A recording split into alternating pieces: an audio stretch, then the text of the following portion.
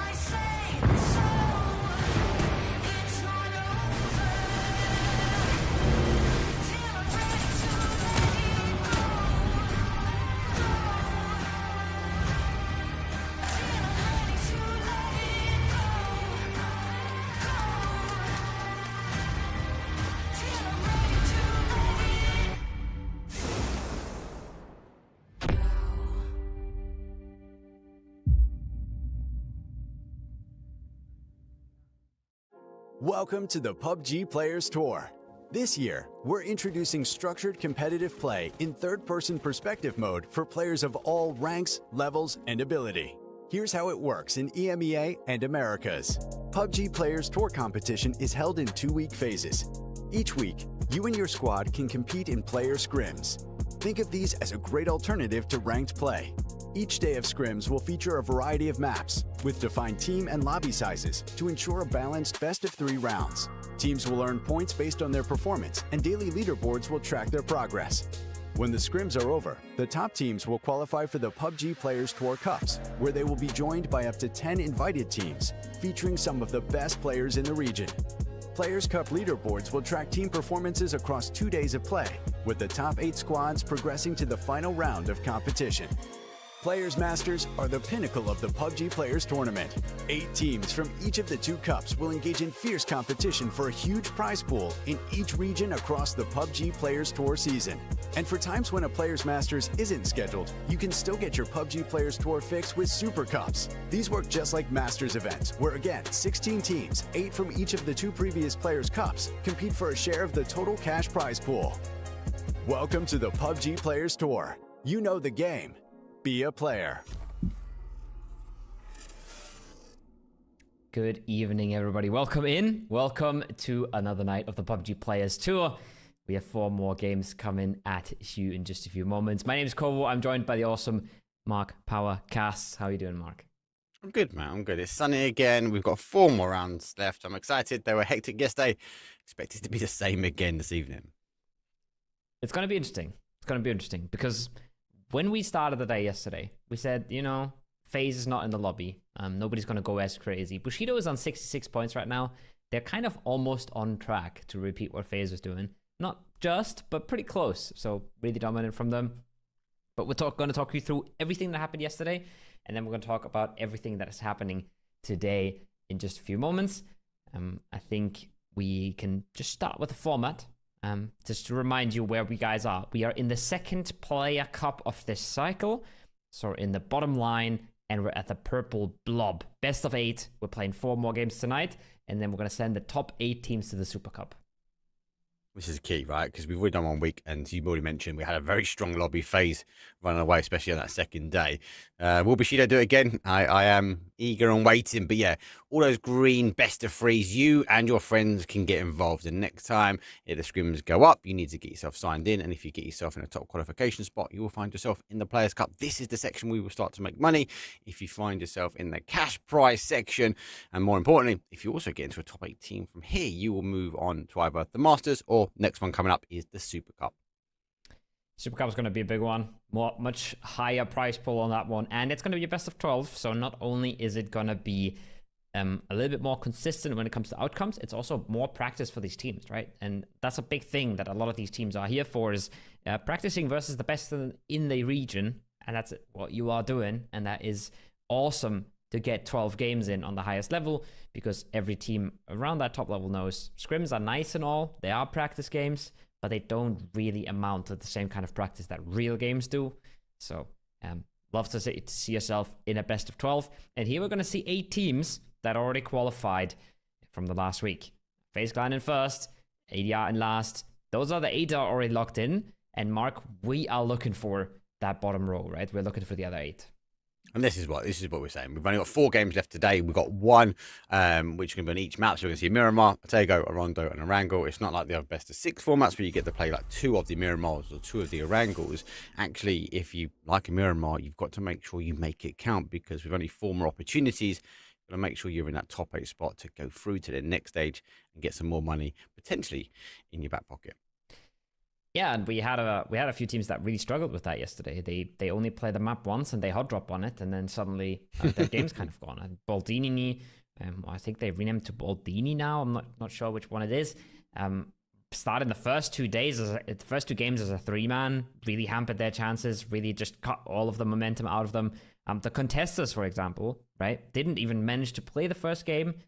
Played a really good third game, but didn't really show up in the other 2 as much. And then you're really cutting down your chances. You don't have too many of them. And we have a lot of teams that have popped off once and put themselves in a good spot on the leaderboard just because of that one big performance. But you're going to have to try and maximize your chances. You're going to have to try and get into those positions as many games as you can because you're not always going to get away with it. You're not always going to be able to pop off and farm your double-digit kills. This is the other side of the coin, right? Yes, it's a best of 4 and you've only got 1 opportunity for each map. But if you maximize the opportunity, yeah, they had some technical difficulties. So they were not able to play in our Miramar yesterday. They missed all the chaos that was Picardo. And that might be a blessing in itself. But actually, 1 good game can really, really turn things around for you. So they did get themselves in a really good position. And at least the foundation now to set themselves going forward. As we get the opportunity to look back at some of these chaotic starts, but I felt yesterday, Cole, that it was a lot more aggressive.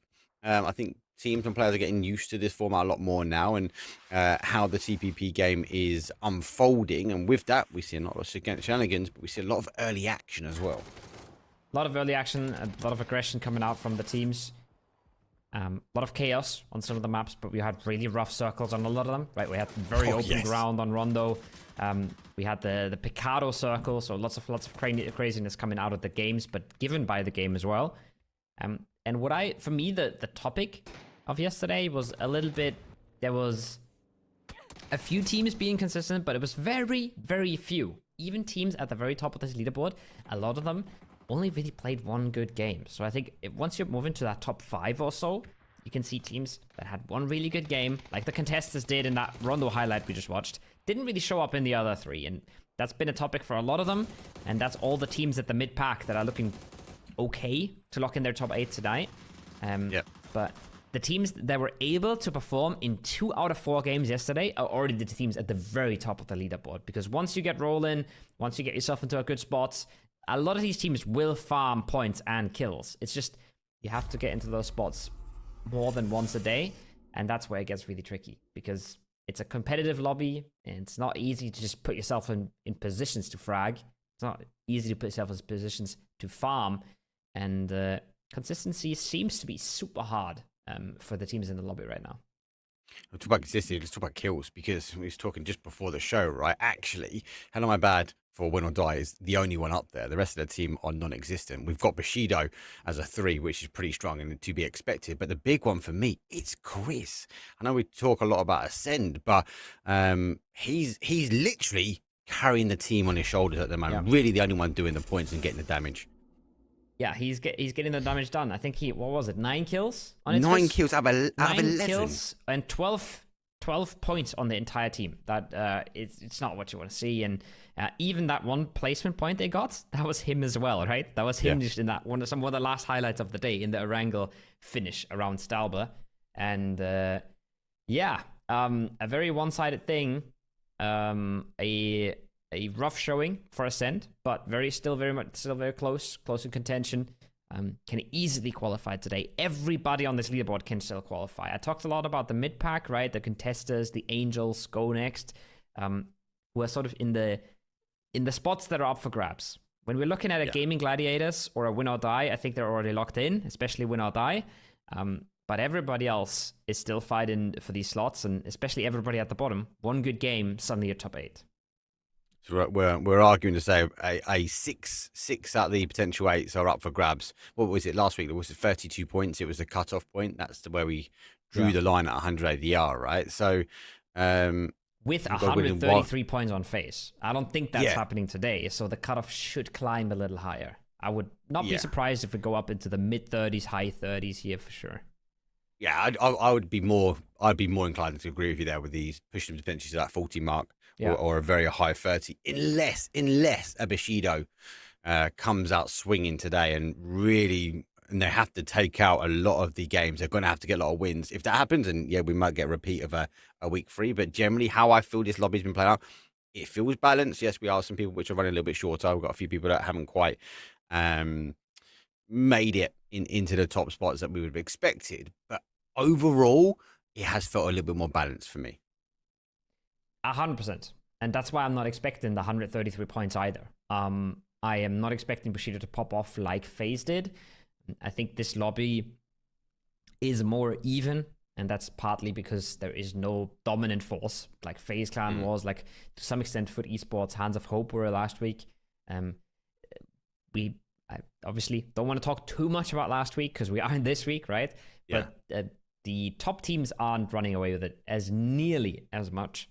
And that's going to keep it a little bit more contentious. That's going to make it easier for the bottom teams to break into that top 8.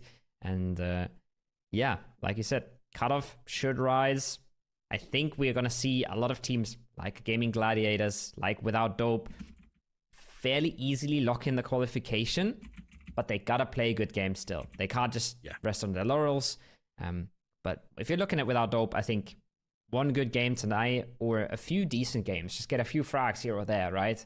And then you're almost looking good because they have done the work yesterday. So they've put themselves in a position where they can afford to not shock anyone today.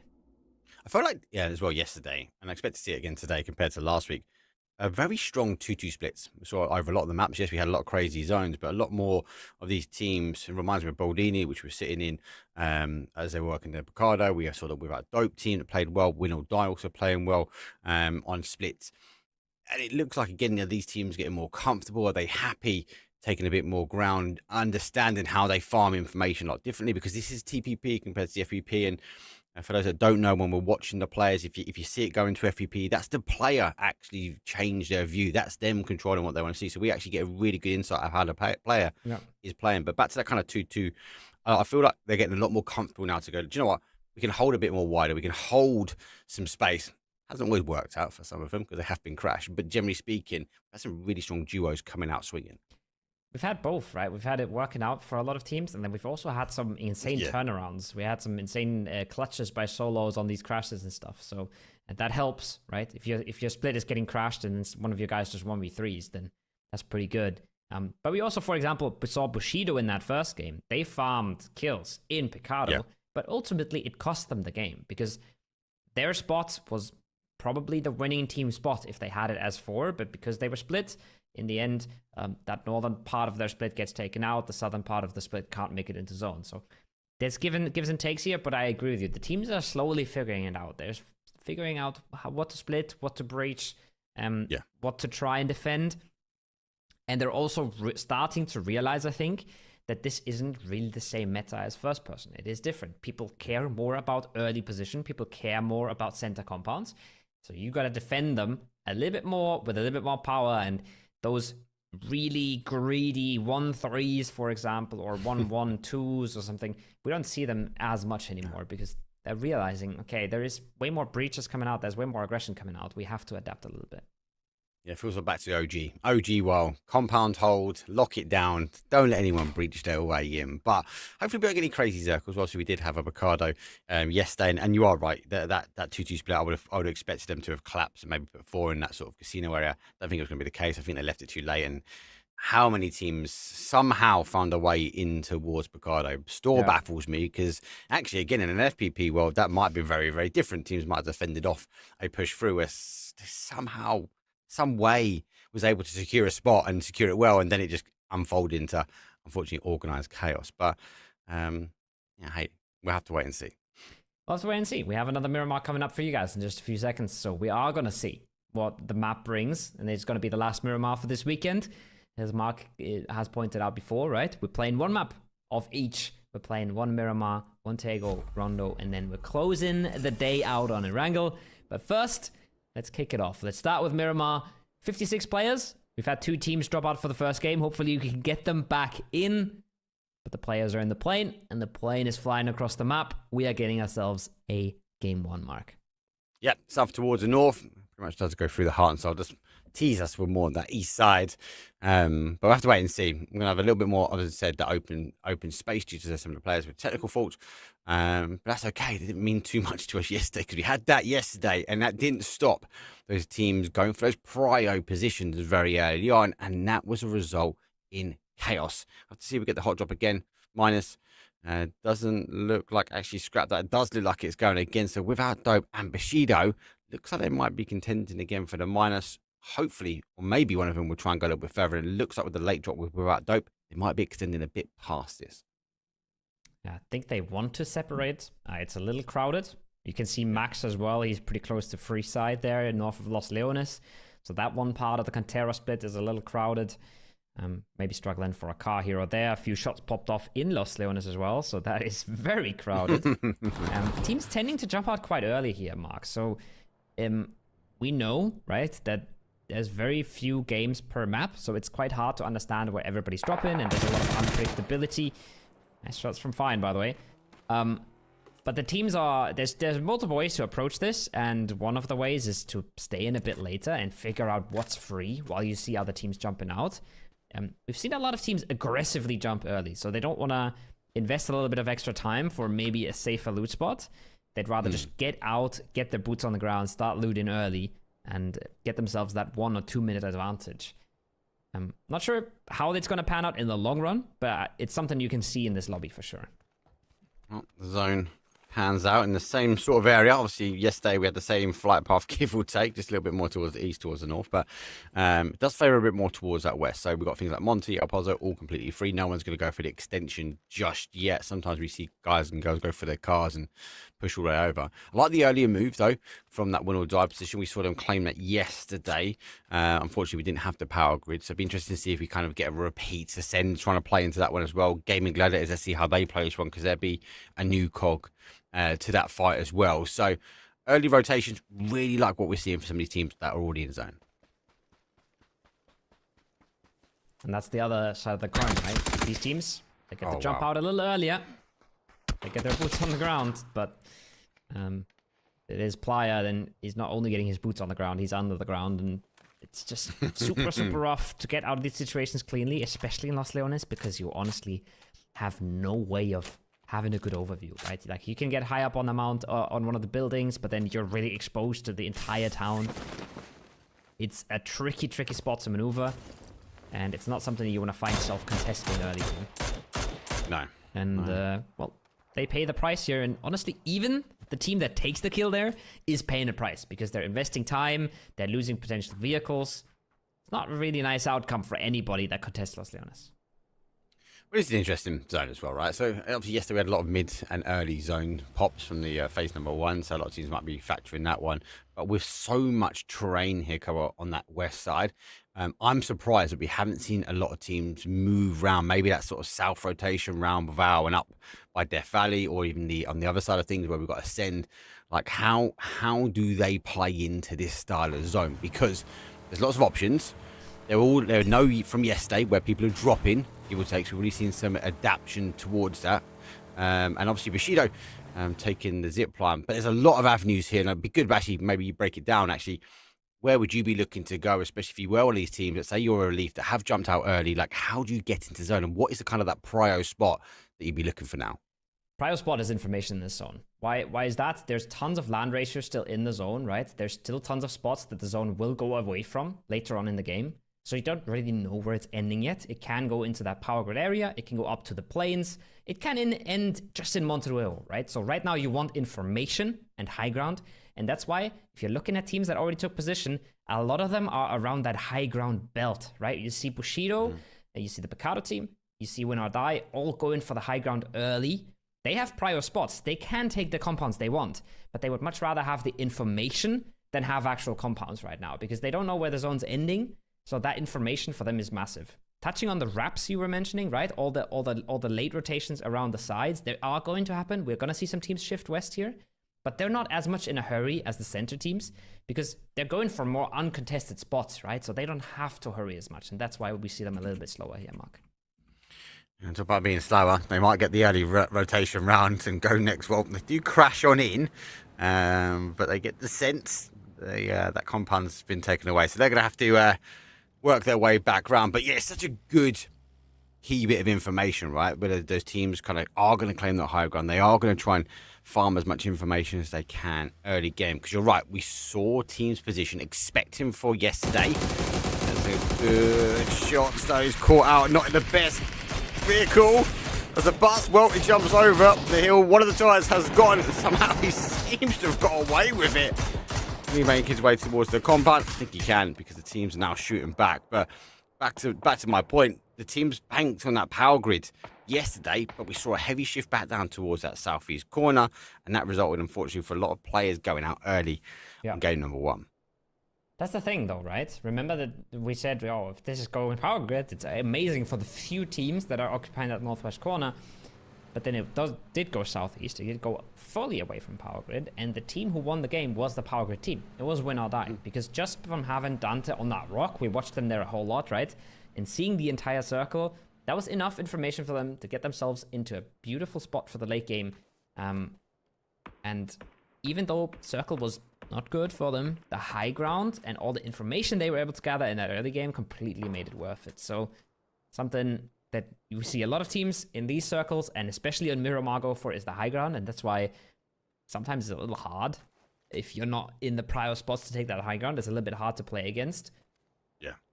But most comp players, they still prefer that over the maps with tons and tons of forests or tons of terrain where you can't see enemies at all. So they'd rather fight for the control and fight for the information than no one being able to get it at all.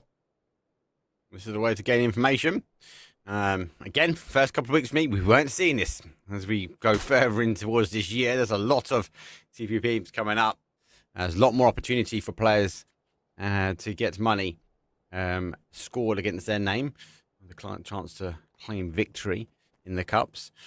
I'm going to keep, hopefully, we're still seeing these kind of new style of playing, new ways to claim and farm information. Well, there's a knock. So looking to try and claim a point underneath the board here, Belief, and hopefully they believe they're not going to get struck by mortars twice in a row. Well, next. Actually, also teams that tried themselves at the mortar, but not as successful as maybe Bushido was, or Contenders were. But a team that's been under fire this whole early game. We just saw them getting blasted and losing tires on the bus. Now they're actually losing a member here. That's going to sting. Especially in a position where they're already surrounded by multiple enemies. They know they're likely going to have to fight for their ground. They're also giving up now the fire station. Giving that up completely to try and get the res, and don't even get the res. So rough start for them. Much better for Belief, a team that's been, I'd say, quietly racking up the points. They've been performing decently in the games and actually putting themselves in what I believe is a 5th place or something on the leaderboard, right? So yeah, without being super flashy, without being super impressive in the way they play their games, they've been quietly just working away at it and are in a prime spot to qualify to the Super Cup. This is the thing, and it was for me that Taego. They're flying under the radar, right? That's what we're trying to get to. They just seem to make it to the end zone. They don't make a lot of noise doing it, and that's where we kind of get a nice balance. They're currently on 16 kills, 13 placement points. So good, consistent balance playing both sides of the point gaining. Go next, unfortunately, I'm down a player. A lot of the teams around them would have been reading the kill feed. So if they receive a knock and they work out who's in front of them, you might find themselves crashing, especially this kind of 2-1 split. They've got to rethink this sort of phase 1 to phase 2 approach. Because now, they've got Godwin sitting right in the middle of them. Gets more awkward now. 30 seconds into the zone and you're getting encroached upon even more. You can see they're trying to bait this a little bit. They're not showing all too much from the concretes here. Might be hoping for a crash, especially if it's just a solo crashing on in. This is one of the mechanics we've seen more and more, the crash baiting, just not showing in your compound and hoping you can rack up a free kill. And it's also why we've seen so many breaches as full teams, Mark, because nobody dares to go into a compound alone anymore. Everybody knows there's a chance of a team being in there, so gotta be a little bit more wary. Phase 2 is gonna pop. And we are going towards that power grid area. We might even go up to the plains. Prime real estate for Ascend. Baldini in the north as well. And then you have some teams like GG who can now just decide what edge they want to play because they see everything and they see that everything is free. So they get to pick whatever they want. It's not an easy choice. I could see GG just fully staying in this one as well. But they do have that choice. Yeah. This is, I think, the zone we was expecting yesterday, but we get it for the second time round. And it's, for me, obviously, we've got everyone on the migration now, but there was a big split. There was the teams that were committed towards that North Ghent, and we had a huge amount of teams committed towards that South, and now we commit our way towards that fight. Go next. Do you get the first knockdown? Flex is down, or Util will to follow. They have an anchor player, but this is where it might actually go an advantage to Go next, where they got that 2-1 split. Kind of provide a pinch, and that's a great spray from the M4. I'm on workout mode. Well, the only workout mode he's getting at the moment is waiting for a teammate to res him. Ain't looking good. Fine's been clean with it now. Shots from the other angle, from the anchor coming in. Acalyptos puts him down to 30. And Arman might be a little too late there on the hill. I'm not sure if he's known at this point. Acalyptos is laser focused in on the close range player, so Arman from the top, he can do the work, but he's all alone already. Might be too little, too late. He finds himself Rondo, one more bullet. No, he doesn't connect. Has to draw back, has to retreat. And if he doesn't find a miracle shot through just the windows of the bus or something, this fight is all but over. So close. One shot. Nice reposition as well. So obviously, the team was under pressure. He did apply kind of a forward trajectory to try and take this one, but on towards the other side. Team's now committing. They're along just on the other side. Cinema working away around. He's keeping to advantage. Now go for the spray. The barrel does catch him as well. I don't think they knew he was here. He does go for the re-pick. Nate bounces over his head. It's like a whistle past him. It's got 2 versus 1 in front. You do have one, which is down, out. Second's about to go as well. He's going to need some reinforcements. They might be playing this one out as a 2. Oh, that's rough. McClay caught in the open. Third one, surely. Tune to follow as well. Rinats lines them up and puts them down. No problem at all. All 4 for himself. They got a crash in that fight as well. Look, Tios not even connected, but beautiful use of the rock, and that's exactly why you need the util so bad, Mark. Just open pushes versus players in cover are impossible to pull off. can't do that in this mode. You have to break it down. He literally lined them up 1 to 4. He executed the movie to perfection. Unfortunately for them, they're going to play it as a duo, but they're in a good spot. If we do see it pull back towards that power grid, I'd be happy to maybe just play the outside edge of those bowls just on that sort of south side. Towards another team, which unfortunately has been subject to some loss. Now sending towards these bowls, and over the top sees the car. Takes a little bit of spray though, and actually just whistles on by as Angels unable to provide that final blow. That's 0 HP on Aman. Quite literally below 1, it looks like. Gonna get the first aid off. His car's not for long, but he's in the middle of the zone right now. He probably won't be. We are gonna have another shift in another few seconds, and that's gonna tell us a lot about where we are going,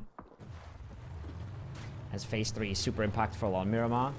And it's a pretty clear one here, Mark. It's a pretty clear one because we know there's rocks on the east and it will go away from them. So this one should be straight up going towards power grid. Aman is basically in the center of the circle here. It can go a little northwest as well, but win or die, clearly in the best spot now. And this is key, right? For these teams that are on the sort of south side, that south to southeast, the Bushidos, the Gaming Gladiators, they just need to ensure no one else plays in late for them, and then they can kind of break apart the next couple of zones, because we are going to expect it to shift again towards that sort of west. Northwest could potentially get the zone here, Ascend. They've been waiting for this for a while. They've set up here, played their edge, and are now trying to hold it down. Mr. Shimada gets himself spotted. Rex wants to hit the reposition, doesn't want to overcommit to anything. Should have paints on the high ground. I think overwatching, feeding them a lot of the information. But you have to be careful about the individual fights. Everybody's ready to put you down. Gotta be a little careful. Now the presence is known. The game's up. The information's been exchanged, but that doesn't mean that Mr. Shimada and the rest of the gang have an easy out of this, right? They still gotta play into this edge. They either send it past the send, or they try to play in front of them. Either of the two options, not an easy one. But Wild Division, they would have to figure out what they want to do with it.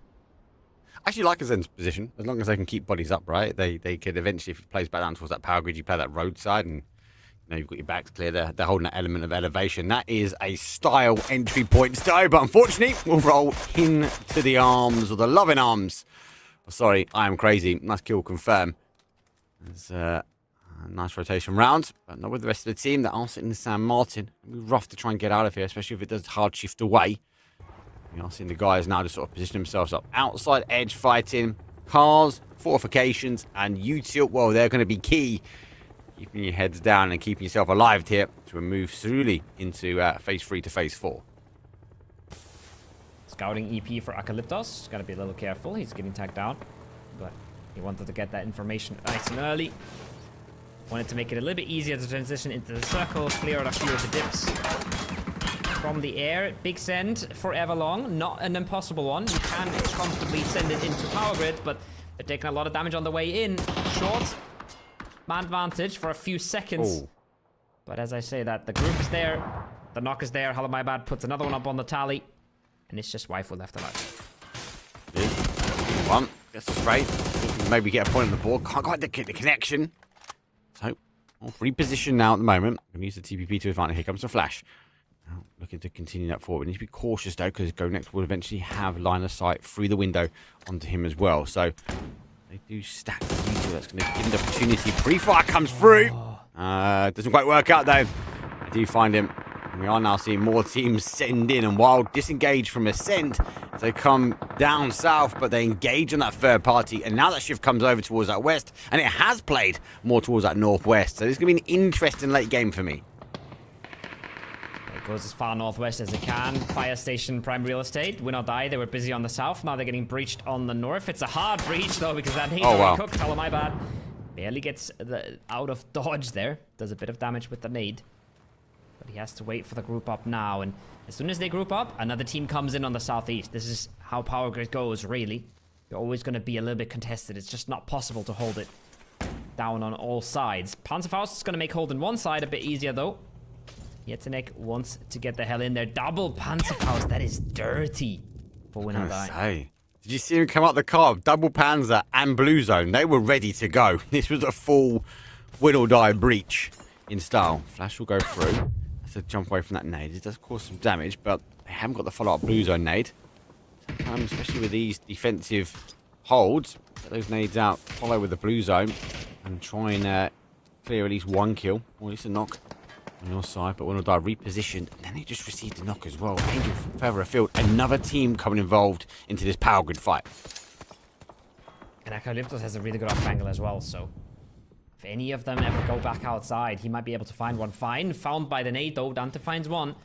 Looking for more. And they want to sweep the outside of this. I was going to say this. They want to go outside. They want to get into more open angles, have a bit more control, have a bit of a split approach onto this. They don't want to just send it through the choke point and get blasted. They're not going to find a whole lot just yet here, Mark. They have taken control. They have taken space. But they're not going to find these players because they have no idea where they're actually hankering down. Getting with so many shots coming on the outside, they're just kind of misaligning the information. I know still got bodies up from the kill count, but at the moment, got to take off room by room. They've launched nades in, they followed up with flashes. Now they can sort of claim the first story of the building. They will now just, again, working their way back on the outside, drawing their attention back to these teams that are coming. But Wild Division, Angel go next, all looking to fight here. And that's even, don't forget about our solo, who's sitting out in the sand as well. No one's really in the center. Everybody at the moment is playing for the outside edge. It has just dips in the center that, yes, you can play, but you don't want to play because as soon as you get pushed from a few angles, it gets really hard to play. Util comes in, especially when the big mountains are still inside, right? Then you have to play you have even less to play in those dips. So you want to play them late if you can. And a lot of teams have afforded to keep their edge and have fought for their edge. Teams like Ascend, they just took 3 from free side, right? They held their edge down, got the kills. Now they can try and reposition. Other teams, they committed to the city. They're going to have a much, much harder way out here, Mark. Again, I like the Ascend's position. I like it. They're on a 2-2 split. They could potentially move onto that hillside that's on our west now, but they could look over overwatch this. Baldini's are on a 2-2 split, so they will have something to say. Maybe get slightly aggressive, and Ascend do have to weigh up actually what does Wild do, because yes, they went back towards power grid. Yes, they didn't quite breach in, but they are working their way back. But this is going to be chaotic. Gaming Gladiators, where they drew their line in the sand, they opted not to move from the location. They consolidated down towards San Martin. But with that consolidation, they've got some neighbours. When those neighbours launch those nades, they've got to be very careful. Lausch is on the outside. Prefire will go in towards the smoke as he sees Without Dope on the other side. Goes for the second nade, but that car would maybe draw in his line of sight away. That's going to give Without Dope the opportunity to get moving forward, and that's exactly what they're doing, Kobo. Getting aggressive, but they have not realized Layers is that close. Instantly traded though. Clean reaction from Skinnin. Very nice. Confirm whatever points they can get out of this. Even a single flush would be big, but caught are coming out of the smoke. Recup not there to help, and Eternal is nowhere close either, Mark. So bit of a saving grace here for GG. He's going to surely find a second as well, but nope.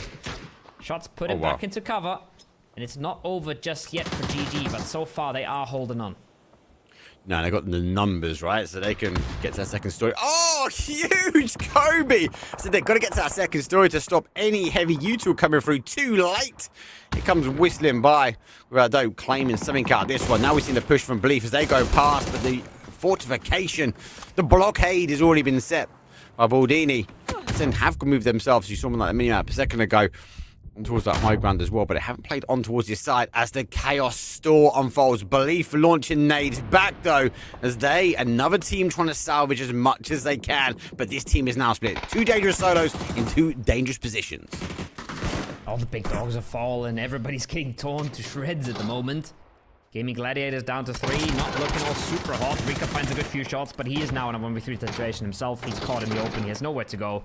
His game's almost over, but he's done more damage here. He's gotten another knock onto Levante, and if they can't carry him in, this is going to be tricky. They might barely get him in, but Ansley, he's going to have something to say about this. I don't know how ready they are. I don't feel like they're very ready for it, but they're not going for the res on Levante, so that seems like Extens knows at least, okay, that blue zone is a little bit too much to deal with, but surely, I don't think they know, Mark. I don't think they have any idea about this, and it's going to be disastrous. There was just so much chaos both sides of the road. So yeah, I'm with you. I don't think they could kill track it like correctly. Too much was going on. Too many teams working their way through, and Belief was one of the teams trying to whistle past San Martin. Didn't quite work out, but here comes the med-off. Now for Belief, unfortunately, this is his last one. He's going to have to move. He's going to have to get a sound cue. The moment he does that, Game Gladiators will know exactly that he's sharing this compound. Oh, he's not even going for it. He just bandaged, and now he's suiciding for the nade. He doesn't even, he doesn't even fancy his chances making a move. GG's going to be happy about that. Extens now still has a plenty of bodies to loot to get all the meds back up. In Ascend, meanwhile, have been farming damage, have been farming knocks. We've seen them in the kill feed the entire time, but they haven't confirmed any of those just yet. They're still on the 3 kills that they had versus Fireside, and it's again... Look who's done him, though. It's Chris. Doing it. He's on 12 now. Ascend is on 13 kills in the tournament. It's Chris is on 12. It's been mental scenes, actually. He's just able to convert. He's just able to convert. We have seen him in the kill feed. They've just not been able to convert from knock to confirm at the moment. So Mutual comes back while having to play kind of this side. They do play that sort of north side ridge. Ascend fully committing. Well, they might have gone for a little bit more of a split. But maybe learning from the split from yesterday. It didn't quite work out for them. Keeping bodies up, keeping numbers alive. Well, that's going to give them, into at least at the moment, placement points. They're doubling up on. And more importantly, they're looking to try and convert the kills. Yeah, and also these knocks are all big, right? Every single knock gives them so much more time to start making the plays. They're trying to play it slow. They're not rushing anything. But they need to get down from the mountain at some point. The good news for Ascend is that Baldini is just down to 1. They've played a part in that as well, just taking out another one. So moving down from the hill won't be all that hard. And they don't have to send into a full team at least. They're starting to become very dual. I would love to see them go very proactive here, Mark, as well, because they wanna win this game, right? We look at the map and we know that they can win this game. I hope that they have a similar idea, and I hope that they're already planning on how to execute that, and they're not just happy sitting on their position and surviving. Yeah, I feel like it's both sides, right? We've got Ascend on one side, we've got Angels on the other. Both got numbers, both got the outside edge. It's how do they pick apart the end game? That's going to be key. Kidikai holding the anchor. So as well, it's close. And the neutral dump comes forward. They know he's had to be transitioning towards the smoke as well. Beautiful. And Payne's well confirms that. This is the aggressive stance I spoke about yesterday. When Ascend want to get aggressive, when they get themselves in the top 4 position, and they are good to close out. And that from Brex, well, that's an opening invitation. If they ever needed one, to try and get game number 1 underneath their belt. Big start. And you love to see those plays. Like you said, the aggressiveness, the decisiveness. We're going to pull up, and we're going to nade the hell out of this guy and play his dip, right? That's the confidence you need. That's the confidence you need, especially in this lobby where they should be rolling people. And they finally woken up to do it. Now, 4v2, v1v1, very doable late game as well. It's okay to just pump the brakes now, slow things down again. They know that some of these solos are not in the zone. They also know that the 2-man doesn't have a ton of space. So they can go aggressive here, but they don't have to go crazy anymore. Now you're starting to look at the part of the game where you really need the win. And throwing the win is the only thing you can really mess up. This is about piecing the final pieces of the puzzle together, right? They know bodies are here, and they just go, right, 1 there, commit. How do we get this player out? It's 4 versus 2 versus 1. We go for a top 3. Wild will take 4th. Arguably, also from a very difficult position. They actually fought a lot of the time outside in the zone. And every time they tried to get an entry point, they were denied by another team.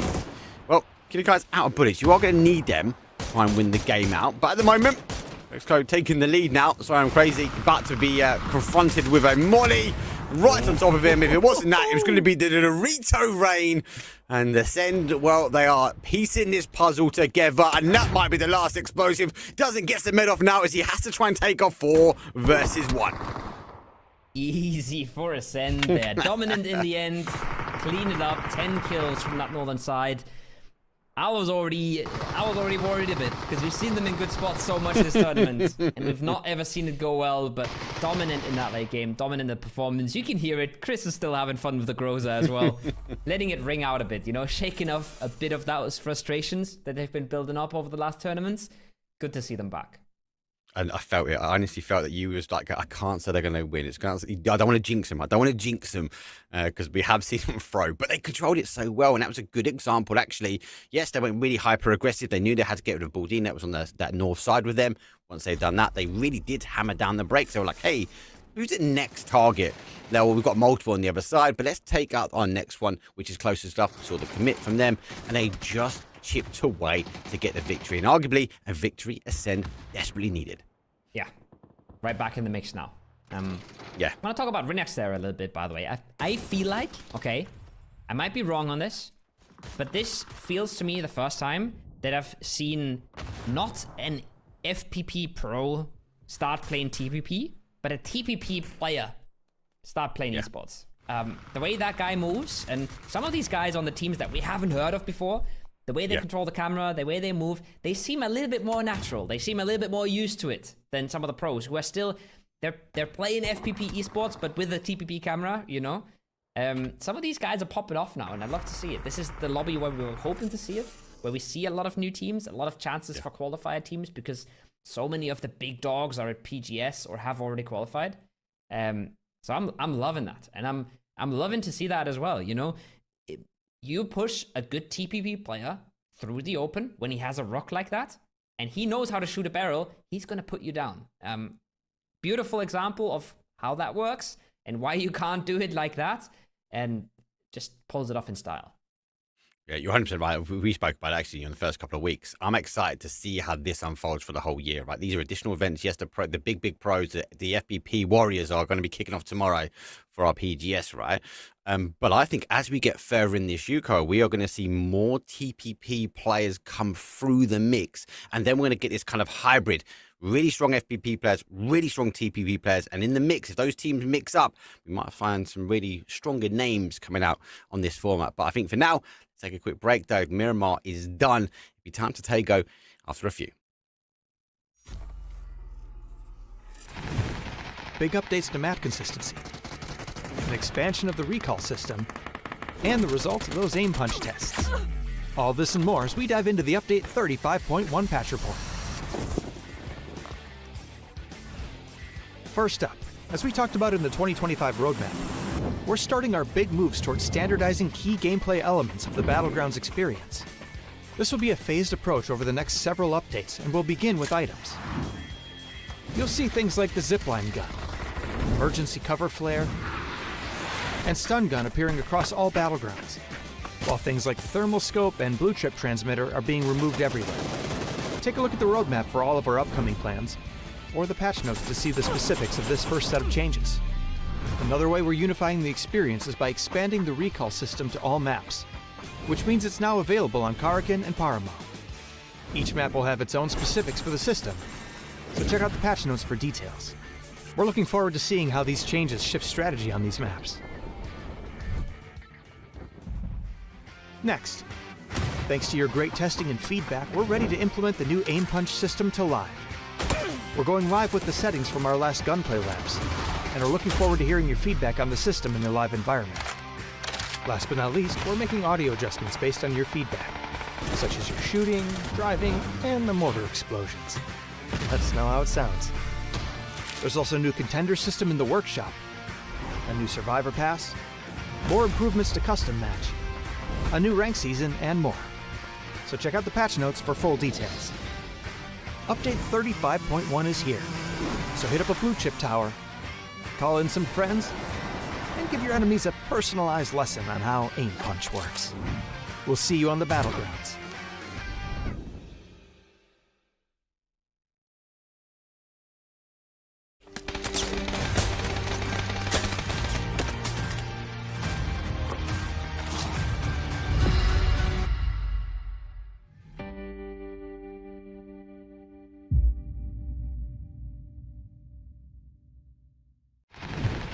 Big updates to map consistency, an expansion of the recall system, and the results of those aim punch tests. All this and more as we dive into the update 35. Welcome to the PUBG Players Tour. This year, we're introducing structured competitive play in third-person perspective mode for players of all ranks, levels, and ability. Here's how it works in EMEA and Americas. PUBG Players Tour competition is held in 2-week phases. Each week, you and your squad can compete in player scrims. Think of these as a great alternative to ranked play.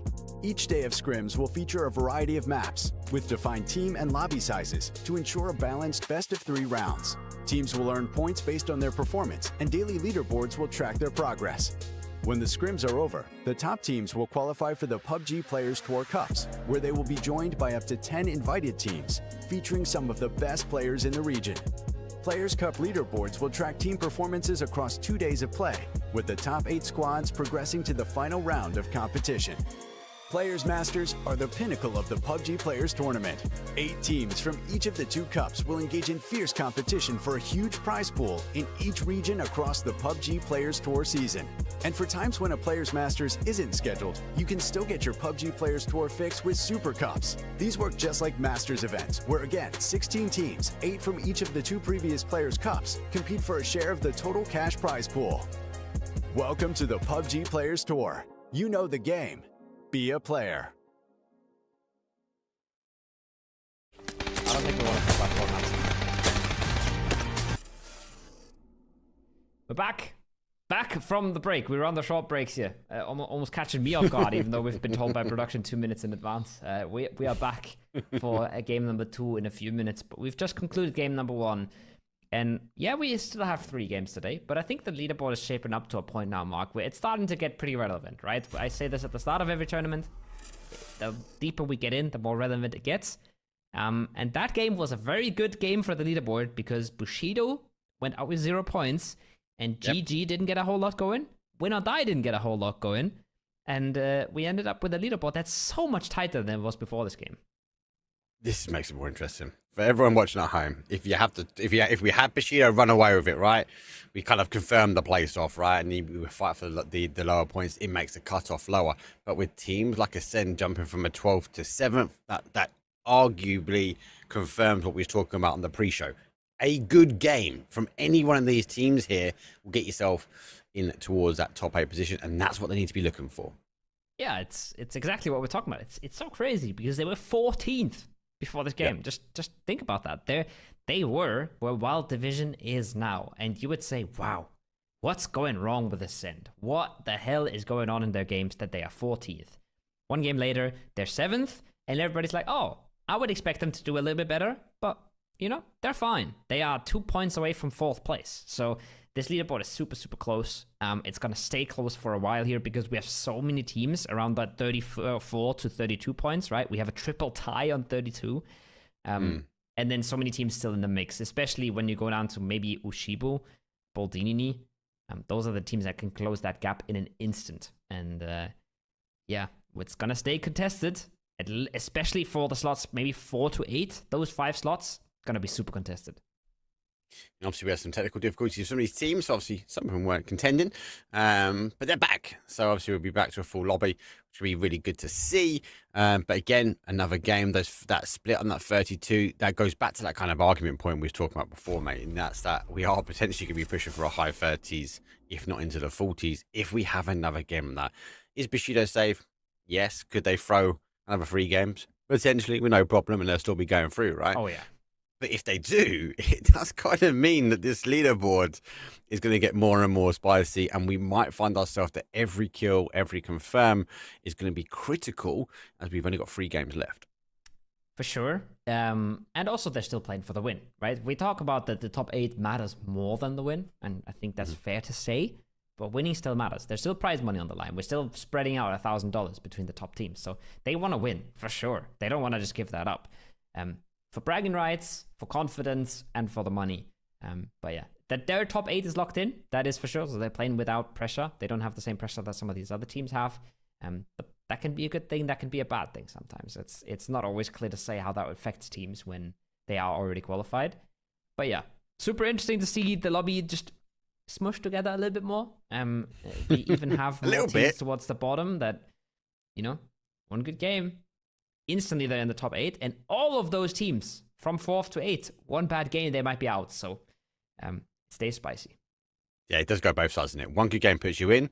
One bad game could put you straight back out there again, depending on what is happening around. But obviously, as we said, Miramar is done and dusted for this week. We've had our 2, and that is it out of the best of 8. It's time to Taego. I know you guys refused to say it while I wasn't here, but I'm here now. It's week number 2. It's day 2. It's time to Taego. Match number 6. It's a southeast towards a north central. Another good flight path here for Taego. It is time to Taego. I can't believe you guys didn't say it while I wasn't here. I was disappointed. Oh boy. Gonna be. I'm excited. I'm excited to see what's going on.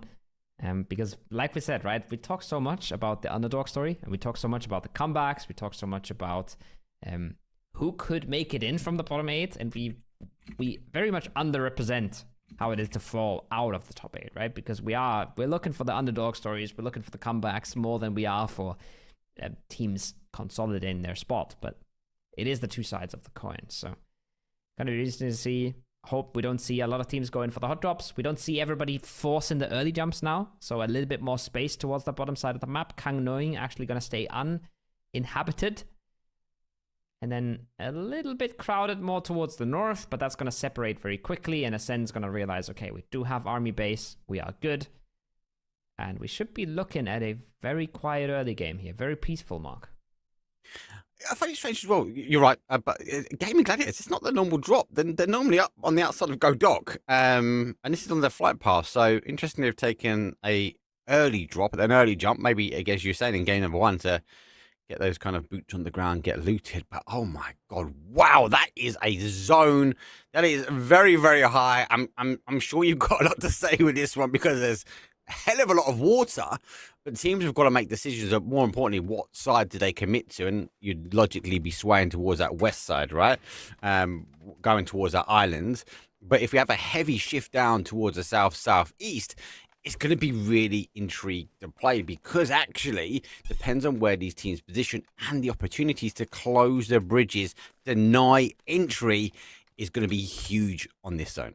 Absolutely. And the thing you have to worry about a little bit here as well is this is going to be basic circle knowledge 101, okay, with Kowo here. But put on your nerd glasses.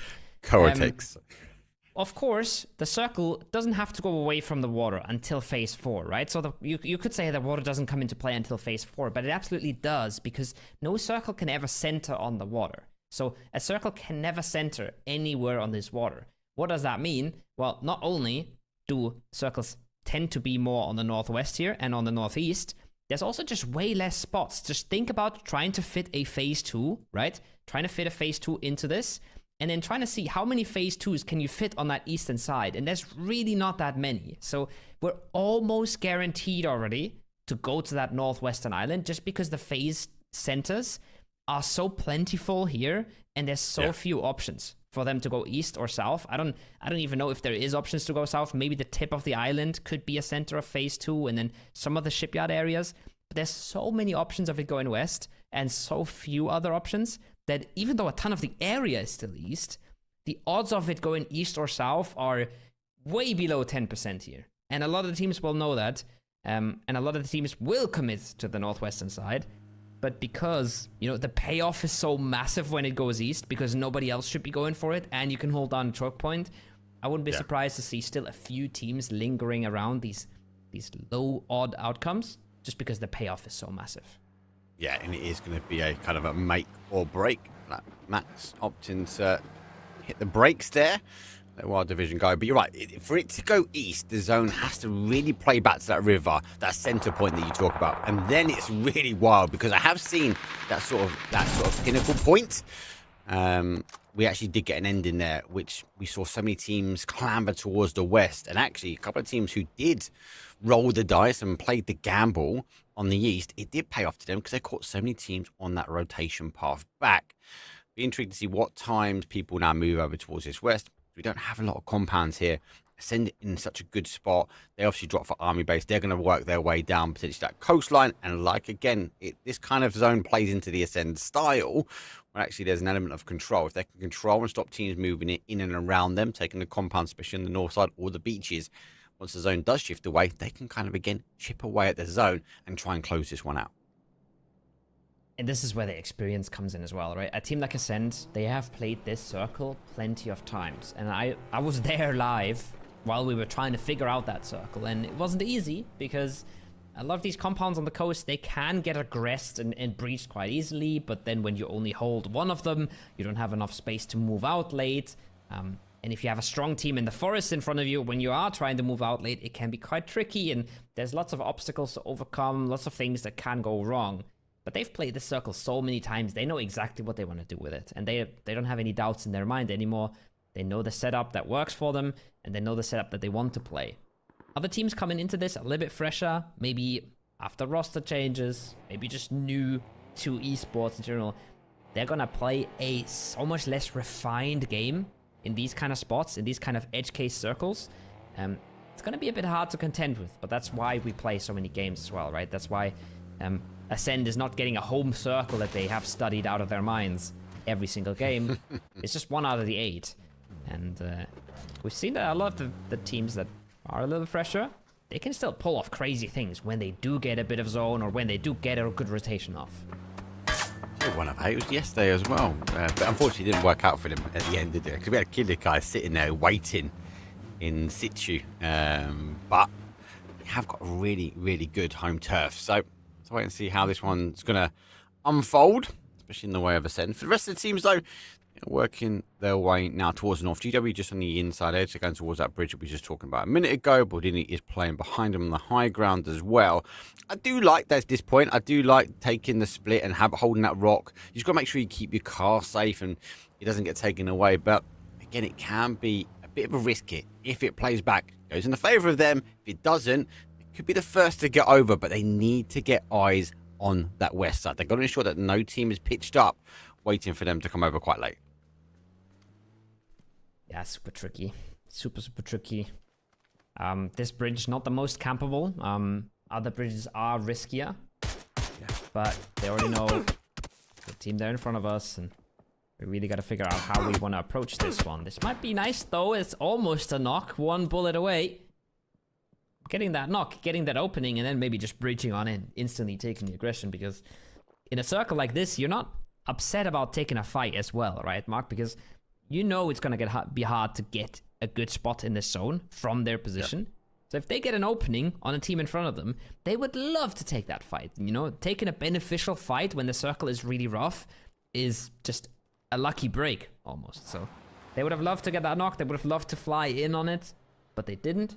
So they got to keep looking. They got to keep prodding. They got to keep figuring out how to get it. And it's going to take them a little bit longer. And you remember, at the moment, they're currently sitting at the bottom of the leaderboard. So they can get some more points. And there's a team behind them now. And you're right, they haven't got the ability to go towards that centre zone. Gaming Gladiators. A bit of a cinema jump over the top, but doesn't quite get the connection. They've got to defend here. But they do get the knock, though. You pick apart the tree. They actually have got the split. This is the downside to it. Oh, there's a second as well. And work mode. He's the individual. He's the solo. Oh, I scrapped that. Actually went for a 2-2 split. So that's lucky enough for them. Because if he remains as the solo at that point, that's an unresable. At least now he's got the opportunity to get a resin. But the Baldini team are playing this well. They're going for an instant crash. And they're taking the compound away. I think they have good information though as well about where that res is going to be going down. Oh, wow. It's not all too bad. 30 damage on each. They're not even fully in the smoke, so a drive-by would be detrimental. But any sort of util coming their way now should seal that deal. And util's now being cooked. The information will be there. The nade's good though. Surely a double knock. And just like that, opens the door up wide. RSTQ is trying to do more. He doesn't have to do a whole lot more. They've taken control now. They've taken the frags. And now they won't have to worry anymore about crossing that bridge, Mark, because the team in front of them is just a duo. Yep. I'm surprised they actually haven't committed and just cut ties to this area. Gone towards the west for now. They've got to try and deal with the bush. Doing it right. Showing us how to execute that push. There we go. Here comes. They've cut their 7 ties now. But I think they've done it a little bit too late. The initial shot's goes huge amounts of damage. He does get 1. Scrap that 2. A duo in his back pocket. Insane push. And they were picked apart clean. That is some nasty shots. They wanted to disengage that earlier, Mark, but they couldn't because I think that car was popped. So they go for the pickup and it slows them down massively. And it does cost them in the end. Actually super rough, but nice shots from him. I don't know if there was any supporting shots coming in from the rest of the squad. I don't really think there was a whole lot of damage done by anyone else. He picks that up cleanly. Crazy stuff coming out. 10 seconds until the circle as well. And we see an EP in the air, and it triggers me a little bit, because if it goes south or east now, then GG is going to be a little too committed to the northwestern shift. But it does go northwest as expected. It does end where it's almost always going to end. And that means that EP is now nicely timed, and they could even maybe find a nice bit of a punish on a team that's still split and not ready for this. As I say that, a duo to drop on is not going to be free, not going to be easy, but it is doable. Shots out the Sky. GG will lose one. But they've also got a little bit of a dangerous player right above. A little bit further afield. Bleep have to sort out their position. It's not going to help with that rocket right in front. But yeah, it has shifted towards the west. A lot of the compounds are taken, and this is now why we're getting a lot of early action. Win or die. Oh, there's two that are knocked here. FS. But it looks like the push coming through. They've disengaged as well. There's 2 points on the board. Win or die. Well, they claim a lot of the high ground. Important frags, hold on to their spot, get themselves a few points. GG, in the meanwhile, get a nice double. Fully aggressive. After the EP, they had a really good idea of where the lead was split up and what they were trying to do, and they instantly punished them as the map is dissolving into chaos at the moment. Everyone's popping off, everybody's losing members in the forest and on the coasts. Welcome to the Players Cup. We do get a short breather here, but we've just lost like 8 players maybe in the span of a minute or so. All starting from the Gaming Gladiator drop.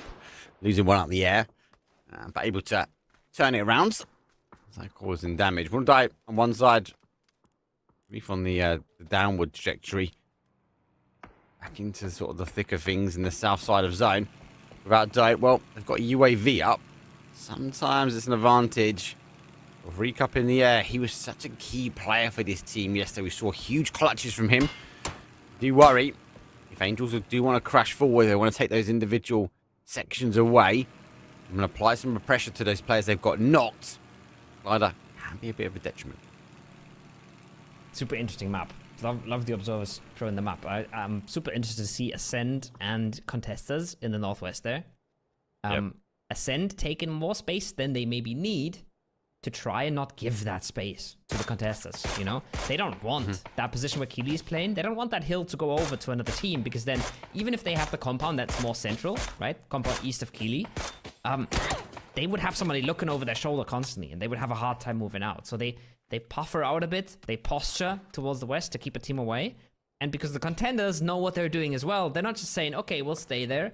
They're moving in and around, right? They're trying to not go just through the post. They're not trying to pressure their way on in. They're trying to sneak around, slide around, and get space more central, more to the south. So it kind of gives you a bit of an idea of how these teams maneuver around each other, and how this is all a bit of a tactical kind of chess kind of game sometimes, you know?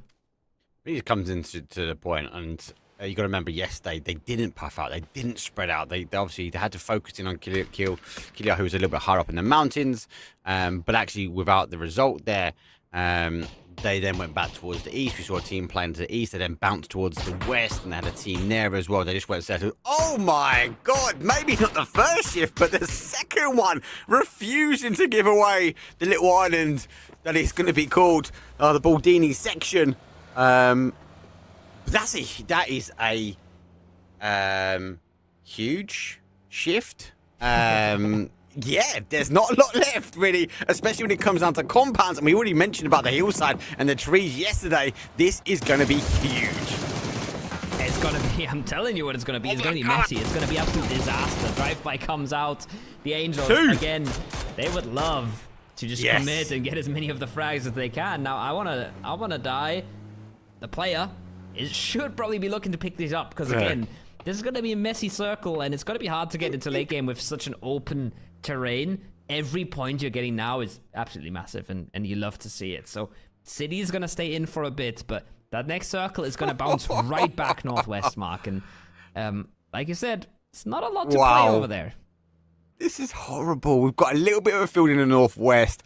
World Division's got hold of maybe the higher plateau and hoping to be just on the outside edge of that shift back towards them, if not have an option to go towards the middle. But the city's got to go, the water's got to go. Houdini have moved over to the other side, so they're going to have to try and stop all these teams rotating around, so it doesn't kind of even work into their favour. 14 teams, 48 players, surely you're going to lose a lot more in this short space of time. Yeah, we're going to lose a whole lot more. Win or die. Gonna be the first one to breach. First one to take another compound away from Freeside. They took 2 of them earlier, now they're taking a 3rd. This is a rough time. If you're Freeside, just getting bullied by a bigger team, right? More players, power in numbers. But look at going next here, Mark. Look at how much space they are having. Look at their 2-2 split. We know the circle's going away from the water. We know that circle is coming northwest, and they're still holding all the cards. And they're not giving up any of those cards because nobody's punishing them. Nobody's getting too aggressive towards them. And with the way that everybody's postured up on the map, maneuvering the map, I don't think anyone will pressure them until the circle pops. So they can easily just hang around, wait to see where the zone goes, and then pick the better compound. They should be in for a massive game here. It's going to be huge. It's going to be a massive explosive fight in that sort of northwest corner. This section we're looking here, Gaming Gladiators, contestants all in the second wood before they even tried to play into Wild. And then on the other side, we're going to see massive amounts of destruction in the town. That's going to thin out the pack really, really quickly. I do like how, though, Houdini are playing, right, that 2-2 split. It's going to be huge for them. And there is zero pressure being applied to them at the moment without Dope stopping early, especially on that coastal path. Got no one else really going to apply any kind of pressure to them. They are sitting comfortably. Zone shift now goes back. There's that northwest shift that you're talking about here. And here comes the chaos yet again. Here comes the chaos. Forest at least stays in. But that entire city, the entire coastline, made almost unusable. Is anybody realizing that Go Next is leaving the compound? Win or Die does. Win or Die has done their homework. They've done their scouting, they realize this compound is free, and they're instantly going for it. That's where the difference lies, Mark, right? That's where the difference lies between some TPP players that are getting into esports, and they don't have all of this stuff down yet, and a team that's been in the game for years. Northwest, though, is about to explode. It's 2 huge teams, Gaming Gladiators, contenders, and it's not going to go pretty. It's not going to go pretty. And to remind you guys out there, actually, Picardo, Win or Die, done exactly the same thing. They took a key area. Their rotation was on point while they got themselves a win. Oh, Deadrocks, though, underarming the nade, hearing the footsteps, unable to get the confirm. No one does get Levante confirmed up front of the board for him, and this is the fight from Northwest. Gaming Gladiators, all contestants have to deal with this quickly because third party action coming in. Hobart will hit one back. Blue Locker goes down. Deadrocks, though, he has to push forward, but it means they're pushing out, though, as they didn't have the cover. Gaming Gladiators, one of the first to fall in this zone shift back their way. They lock it down. Ascent, meanwhile, starting their fight of their own. Paints in the back lines of Bushido. Great nade. Finds the knock. That's huge, especially with him so caught out, so on an island, away from the rest of the squad. That was a huge knock for him to get. As they have been engaged in this for a long while. I've been watching it unfold on the map. They've been stuck between each other for a long while here, Bushido and Ascend. Neither of them able to move freely. Neither of them able to make a whole lot of plays. Now, double knock, though, coming in. It's 2 teams third-partying. It's a third and a fourth party onto Bushido. And just like that, Ascend, all the pressure's off now. They can start pushing. They can start getting aggressive. The fight has been won for them. Yeah. Oh. What? Out the smoke! Surprise! Meta Bay will flatten Chris down. Got to duck back in towards the smoke here. Cinema's in a really good position as well. They're not too far away. Ever will go down as well. Lucky enough, though, it's Chris been left alone, so Brex will be able to get the res. And Wild, well, they find Mesa Bay drawing the line a little bit further up. Double nade has been cooked. I think they're waiting there. Goes one before the explode, but that's been a little bit too far past. Everyone's short, hits the rock. It's not going to be causing the damage, kind of telling me quite sure exactly where Meta Bay is hiding between the car and the rock. And they've got other problems now. Ascend back, and they are working towards the high ground themselves. Closing the gap instantly, putting Paints close below. Nice play from him. Closes out a bit of the space and means that Chewy can't really peek as comfortably anymore. You know, as soon as you have a player close range with an AI, you gotta worry about having your DMR out in general. And it limits your options quite a bit. The circle is just brutal, honestly. It's just cruel at this point, Mark. You're going further to the fields. Yes, there's a few buildings inside, but there's buildings inside to house 8 players, and we have 30 of them alive. And none of these fields are super nice to play either, so it's gonna get so hard to get into zone here. Do you know what? I think that might be a little bit of a BAFTA winner at the moment. Is going to be Cinema on this sort of northeast corner. If they can stop teams like Ascend and Wild pushing down their way, they're going to be in a really, really good spot. Let all the chaos unfold. And then Metabay, unfortunately, with the zone shifting away, he has to draw a bit of chaos himself. Full send towards the zone, and he just gets found. That's unfortunate for him. They're going to fall 10th place. Another early end for Bushido here, and back to the point that you made. It's about the money. They can't allow these teams chasing them because they'll be stealing some of the prize pool away. It's also just not very fun. It's just not very fun to be getting 0 points in a day, so if all the other motivations weren't enough, I might be on the tips of the scales. Ascend trying to clear this out with util, but very little information to go off, so very hard to really find anything. Now a new angle garnered by Chris is nice. Gonna get them deeper towards the zone, gonna get them closer. Closer you are to the zone, the less pressure it really has on you. So these small little micro movements, if they don't go punished, then they are awesome. But Chewy finds the punish, finds the knock onto Chris. Now Ascend is on a bit of a clock, but look at that, Chewy is just unleashing on them. They're full open to him. This might be disaster. Chewy's been here for a while, hasn't he? He's just been sitting, waiting, watching, unable to find Metabay. Car goes away, doesn't move. Store trying to wait this one out. Now, Golden, well, he repositions himself. Chewy over the top. Again, getting the information, can see the cars and decides Chewy sticking the rest of the team around, trying to generate the angles, but they haven't got a lot of time to do it. Here they're going to set the command to go forward. The cars will generate a new angle, but they've got to be careful. They're not the only couple of teams here anymore. Small are still fighting for the top ground. Everybody wants to take the fights. Everybody knows it's going to be hard to get into zone. Baldini tries to break off another one. 6 frags for them already. Finding 2 openings here is possible. By himself. For them. But it is going to be a res on the other side of things. So very quickly going to be outnumbered here. Might be able to trade that res a little bit, but Marcel is not trading anything. He's going the hell in. He wants to just close this out before it even starts back up. Has to follow this up with util. Has to try and reset a little bit. That means that they won't have time to get the res themselves. He finds anything with those nades, though, it would be massive. Yeah, nade goes underneath the car. That's huge! Does catch one. Unfortunately for Cinema, it's not going to be a dramatic ending. Got a body up. And do get some kills from this one. But actually, only 2 kills on the board. No helmet remaining. They need to close this one out. They've allowed too much freedom. They've allowed the reinforcements to come in. Oh no, another one. Explosive action. Oh wait, they're going to try and hold out. He goes for a repeat, but no, doesn't quite get the connection. 2 versus 1 in the end. Cinema will go down. And Baldini, well, they're able to get the reses back up. And able to rotate their way back the way they came. Use points. Use survival there as well. Even if they don't make it any further, they've now done the job for this game. Ascend has done the job on the north as well. Out-surviving everybody else in the forest. They don't get the lion's share of the frags, but they do survive. They do clean up the rest of our division. And they do get themselves into a 5th place here. Now we're looking, where can we slot in? How can we get close to the compound? How can we survive anywhere? Killy is looking for things because they know they're desperate. They know they don't have a ton of choices left. So they're just fishing for opportunities, and Killy is doing just that. I'm almost wondering if he goes under the radar. I'd be very surprised. Yeah, he's spotted now. His game is going to be short-lived here, but even if he just buys Ascend some time and they figure out something in the meanwhile, Run! That's already worth it. Naded out now. Triple P comes out. No chance. Nothing to be done.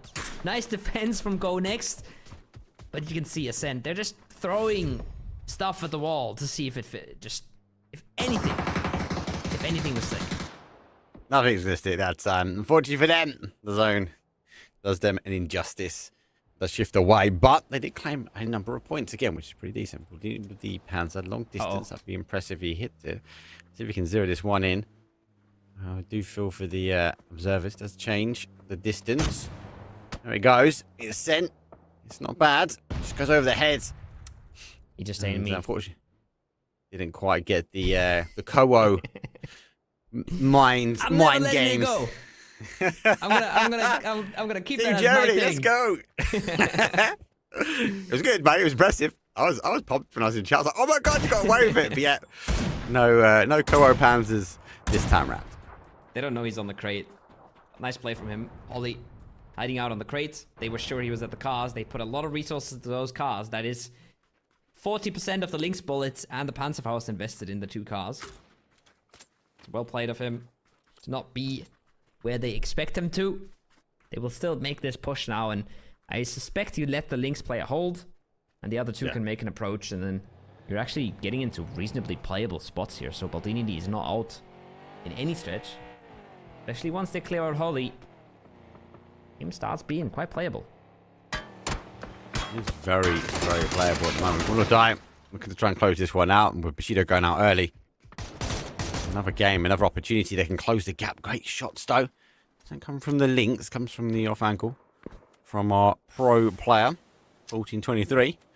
And there's that shift down. We are going straight to the field here. Go next on the outside. For me, the team that's got the most to gain from this. Definitely when it comes down to securing their spot. A little bit further in that top 8 position, but with a 4 versus 4 versus 3 versus 2. 2 should soon be 1. It's unresable, unfortunately. Angels, well, I've only got 1 remaining. Gonna be a rough exit from that compound. Maybe good enough to fight for a 3rd place if they do claim something in the field, if they do figure out a way to get into that shack, but they would love to play for the win here, right? They've been sitting in this compound for a while. They picked 2 compounds. They decided which one they wanted to play the game out from, so just giving up for a 3rd place here will feel quite bad. So they got something cooking, and maybe it's just a full send into the south. Maybe it's a full-on brawl with Baldini. I don't even mind it. I'm not sure how well it's going to work, but they got to try something here, and their options are quite limited, so I love to see this, Mark. Like, actually, they've really played this. Using the train to their advantage. They've played them towards the bowl. They've scouted out from the high side. They could have gone, yes, and stayed on the north side of the zone, but they are looking for the fight. They're looking to expose Baldini and ensure that they take that isolated fight. Move in zone. Well, it's not giving them as much time as they want. Don't forget they had to play a little bit further round. They just like to dump the util. This could be the winning play from this team, but they've got to get their knocks, and here they come. There's 1, there's 2. Baldini, well, they don't want to go out without a clean fight. Finds 2 though. Pro player might find the 3rd here. Just a few more shots. Max is 3 HP, but the swing's not there. Max in rings. True, die. But not long-lived. Mark, the push is there in full effect. Go next. They've put themselves into a spot to at least out-survive Baldini, but I'm not sure how long they can stick into this. A bit of a break, though, being pulled by Win or Die because they walk into the solo. Potentially a res coming through. I'm not sure. I think Util is going to just be blasting on in. I'm not sure they're getting anything here, Mark. Second one go through, that should be the confirm. It's 3 for the price of 1. Hell am I bad. Showing us why he's on the top when it comes down to the kills, but he does have the fam. A short and mag, but hits a punch, but not for long. It does go down, and well timed though. Win or Die, well, they're going to claim the victory. 16 kills, a 26-point game, and I feel the key takeaway, Bushido going out early yet again.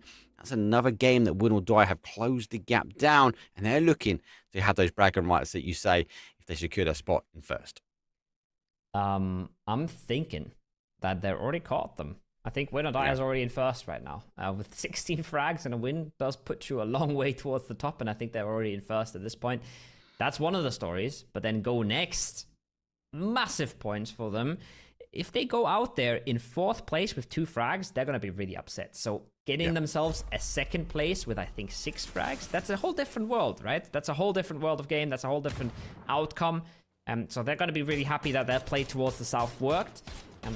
Because they were in 8th place before this, it was massively important points as well. This is another big team. Baldini's play. From the offset, aggressive stance all the way around, right? They played aggressive. They took areas. They took space.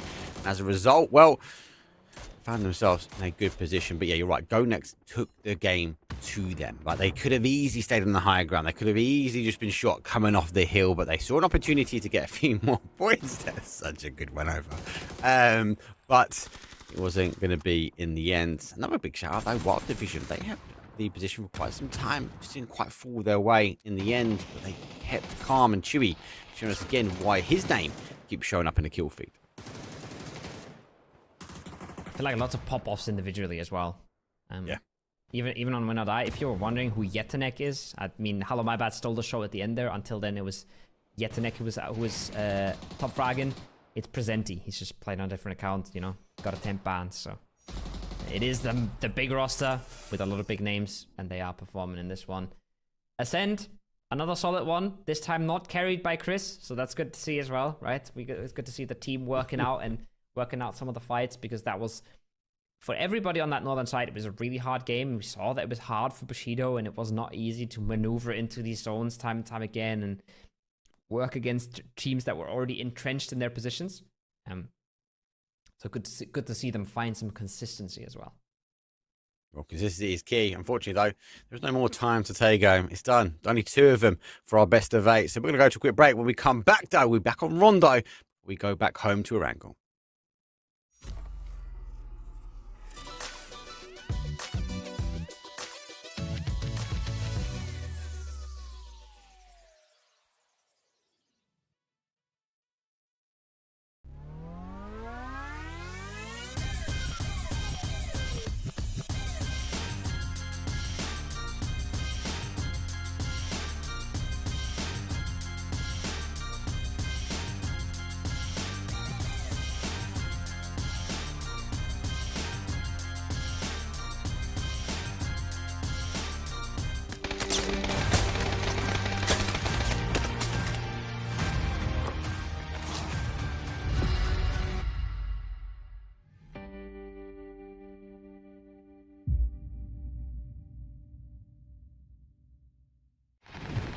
Big updates to map consistency, an expansion of the recall system, and the results of those aim punch tests. All this and more as we dive into the update 35.1 patch report. First up, as we talked about in the 2025 roadmap, we're starting our big moves towards standardizing key gameplay elements of the Battlegrounds experience. This will be a phased approach over the next several updates, and we'll begin with items. You'll see things like the zipline gun, emergency cover flare, and stun gun appearing across all Battlegrounds, while things like the thermal scope and blue chip transmitter are being removed everywhere. Take a look at the roadmap for all of our upcoming plans, or the patch notes to see the specifics of this first set of changes. Another way we're unifying the experience is by expanding the recall system to all maps, which means it's now available on Karakin and Paramount. Each map will have its own specifics for the system, so check out the patch notes for details. We're looking forward to seeing how these changes shift strategy on these maps. Next, thanks to your great testing and feedback, we're ready to implement the new aim punch system to live. We're going live with the settings from our last gunplay labs, and are looking forward to hearing your feedback on the system in your live environment. Last but not least, we're making audio adjustments based on your feedback, such as your shooting, driving, and the mortar explosions. Let us know how it sounds. There's also a new contender system in the workshop, a new survivor pass, more improvements to custom match, a new rank season, and more. So check out the patch notes for full details. Update 35.1 is here, so hit up a blue chip tower, call in some friends, and give your enemies a personalized lesson on how aim punch works. We'll see you on the Battlegrounds.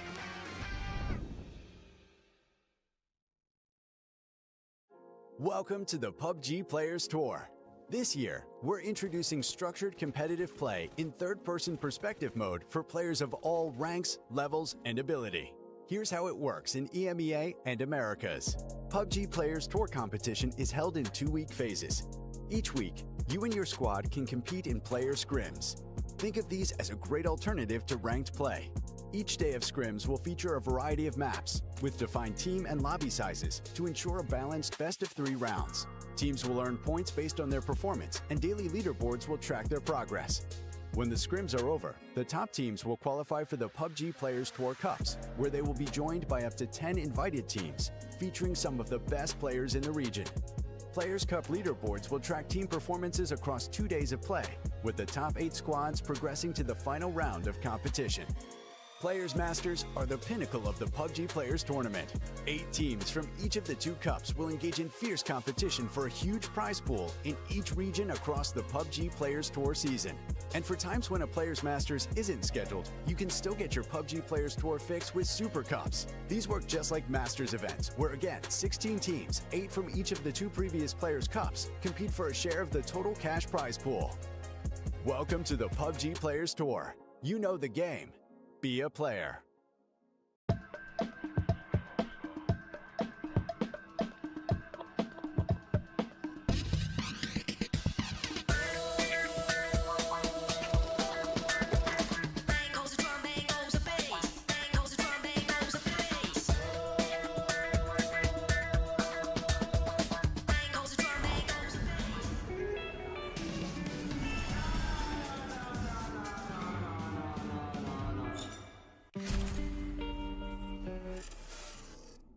And we're back after another short break. I keep getting surprised at these, Mark. I keep getting surprised at how chill these breaks are and how fast they fly by, how fast the games fly by as well. We're already halfway through the evening. We only have 2 more chances left for our teams. Leaderboard, I think, is going to stay spicy. We have a bit of a trend going on with teams that didn't do well yesterday coming back today. Another one solid for Ascend. And then I think, yes, another big win for Win or Die, but also Baldini, big moves, go next, big moves. It's a big thing, right? We said it. Yeah. And it's like, it's not like we had a script or anything that we said, oh, it's going to be individual teams that weren't popping off yesterday, but they have.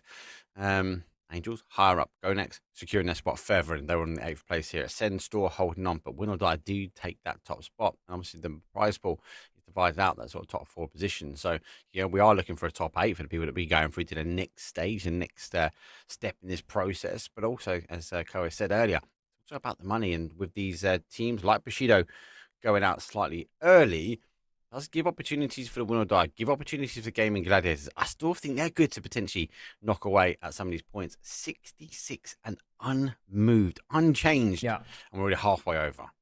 That's the one thing, is Bushido. But the other thing is without Dope. They started the day on 32, Mark, right? They started the day on 32 points. I said they can allow themselves to not play amazing today. And that was true. But yeah, they got to get a little bit more than this. We knew the cutoff was going to be higher. We knew we would probably move up to something like maybe 40 points. And now they're suddenly looking at a 7th place. Now they're just, with everybody else playing catch up and everybody else just breathing down their necks, they're not getting anything going. And neither is Belief. 5 points in 2 games. I'm not sure if they're on track for qualification if they get another 5 points in the next 2. So some teams, a bit of a fall from grace for some of our middle pack teams, I think, yeah.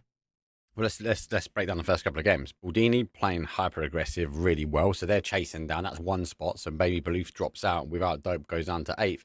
And Contestants, obviously with technical fall, they're not going to be playing the same numbers everyone, but they came into that last game pretty strong. They had good area control. They had good coverage. They swept their way through in that West.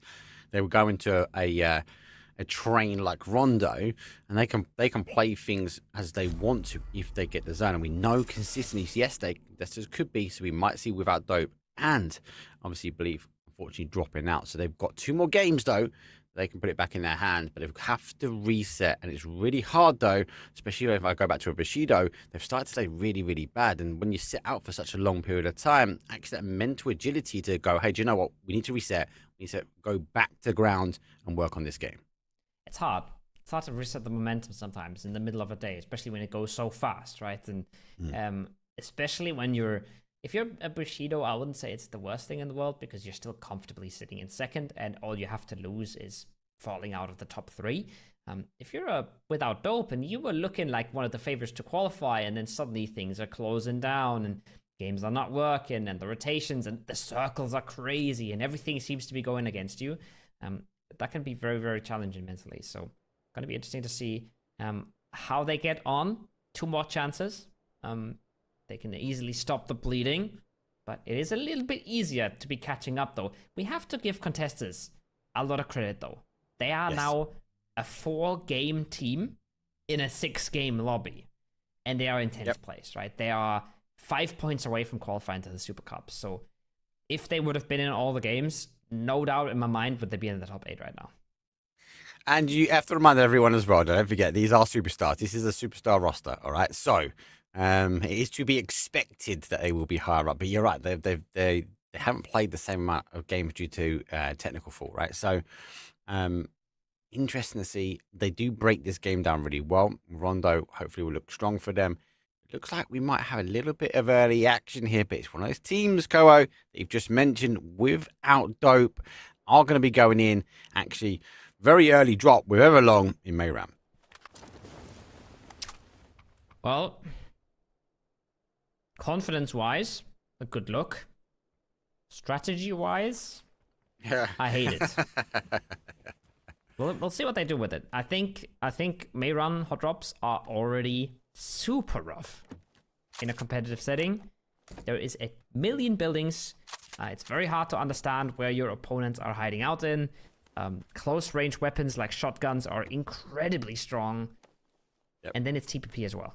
So we're going to see a whole lot of camera work, a whole lot of just hiding on out, slowing things down. And I think the best outcome for both of these teams is breaking off this hot drop right now and going for good spots in the circle. But then they wouldn't have gone for the hot drop if that was the strategy. So not sure what the plan is, but I don't see amazing outcomes for either of these two teams being super likely here. The biggest risk is without dope, right? They've got to be careful. They had the option to sort of disengage from this one. They could potentially work out on the sort of west. And one issue that I always have with this town is the verticality that you can get from a FPP format. TPP might slow that down to a degree, but if someone can get a bit of verticality in here, they'll be able to farm a lot more information quite cleanly. For me, without dope, disengage, get out of here.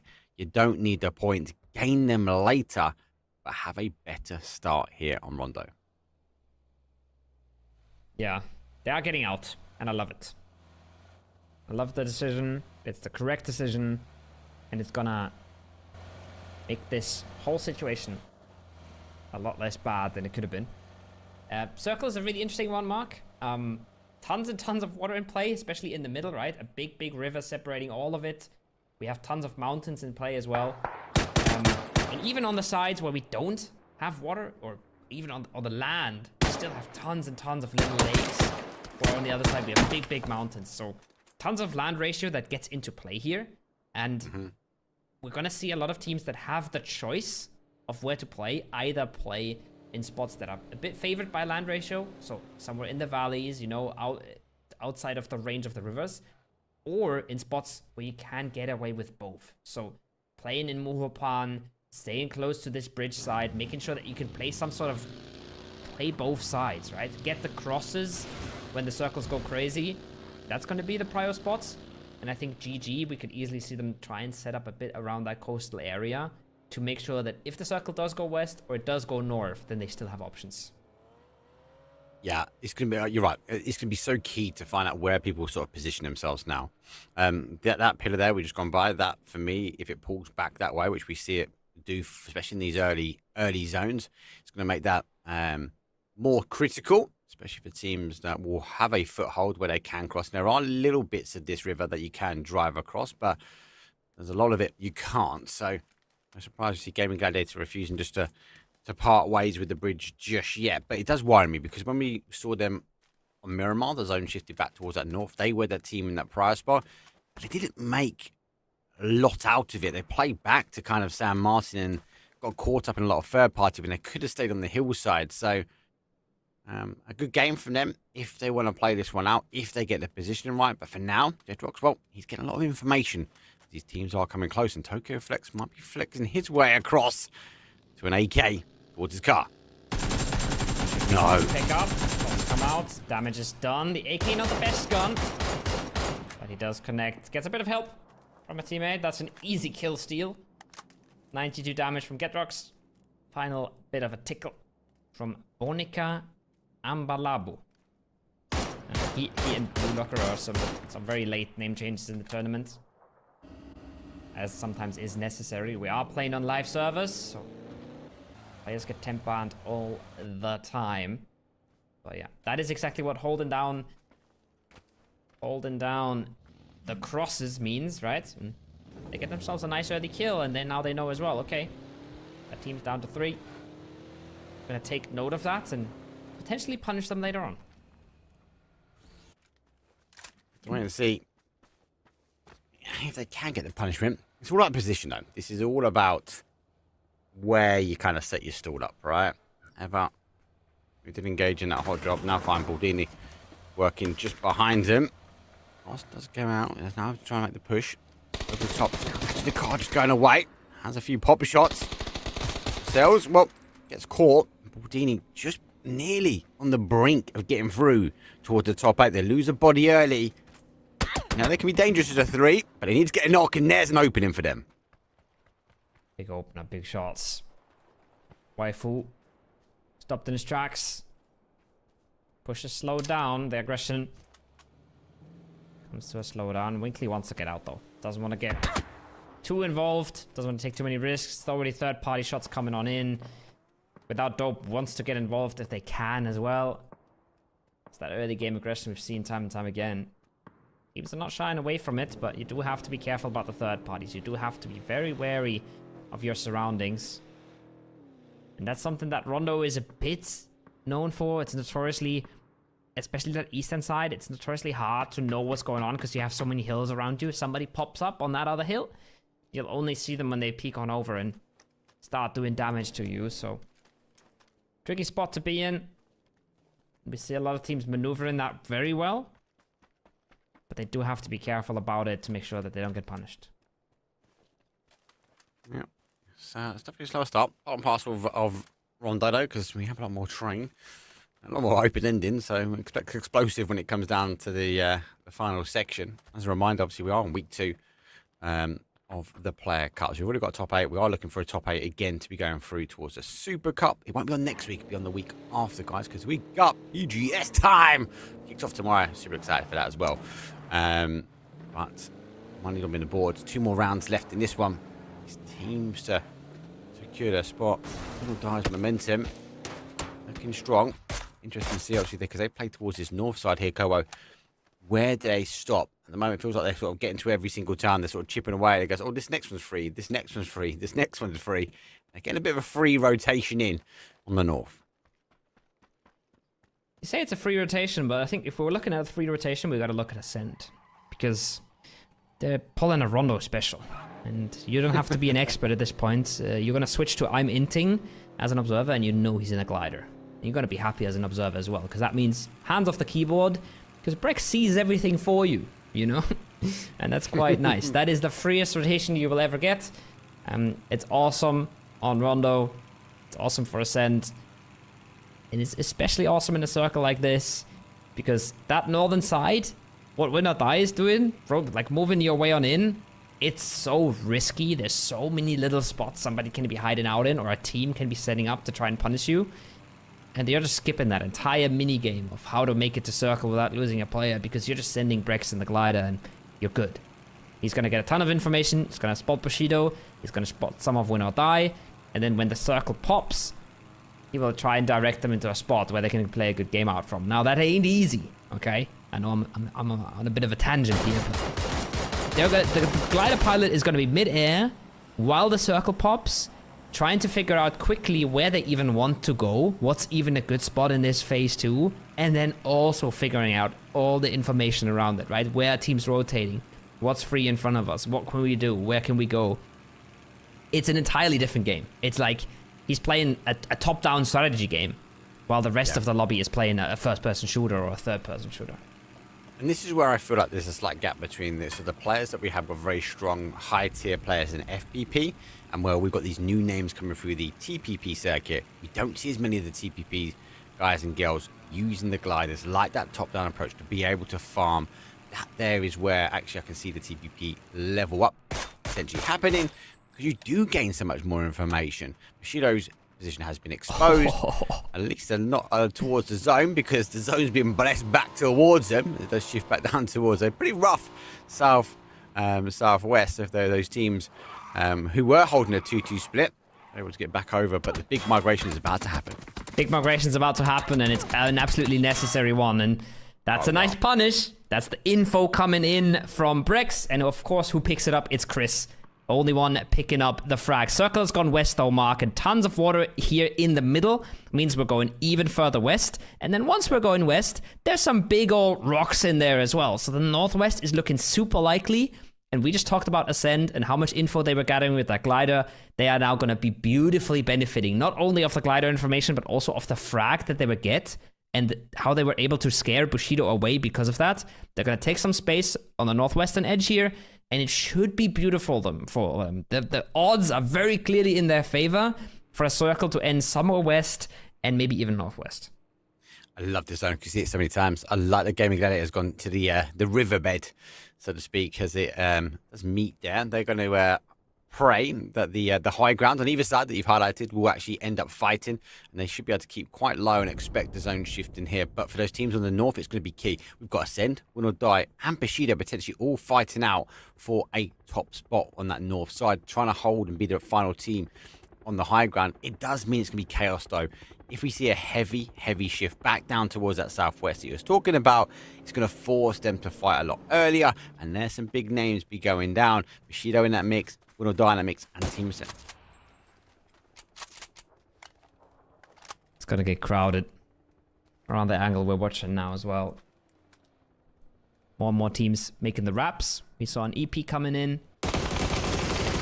From Belief Boys, also not having a good day. We talked about them in the break a bit. They are lacking points at the moment, but an EP into a very favored spot here. Very playable dips as well. They would love to have some cars. Makes the whole spot a little bit more survivable, but circle-wise, awesome position. Playability-wise, not that easy, but they can make it work here. Hopefully have some folded shields. There it is. Tartarin puts one up.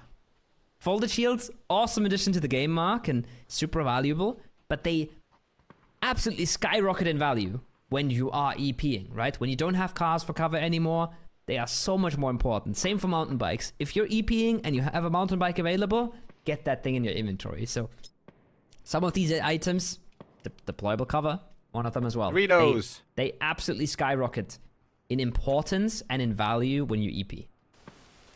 This is the one team though, I agree with you everything you're saying, but it's the one team I worry about because one of those new items with the bloody mortars, and this team has been hit donked multiple times on top of the head from mortars, and they're in a really bad spot. So hopefully they keep their eyes high as they do put the shield down. I think they reposition and pitch up. I do actually like when people use the Doritos because they use cars as well, and they kind of shimmy them into place sometimes now, so we kind of see these fortifications start to happen. But this is a little bit more of a calm before the storm. A few people have been ceased from moving, especially around the vehicles. The Ascend, well, Prex still getting some information, and with the E-rotation / scout trying to come in, Prex might have just done enough to stop.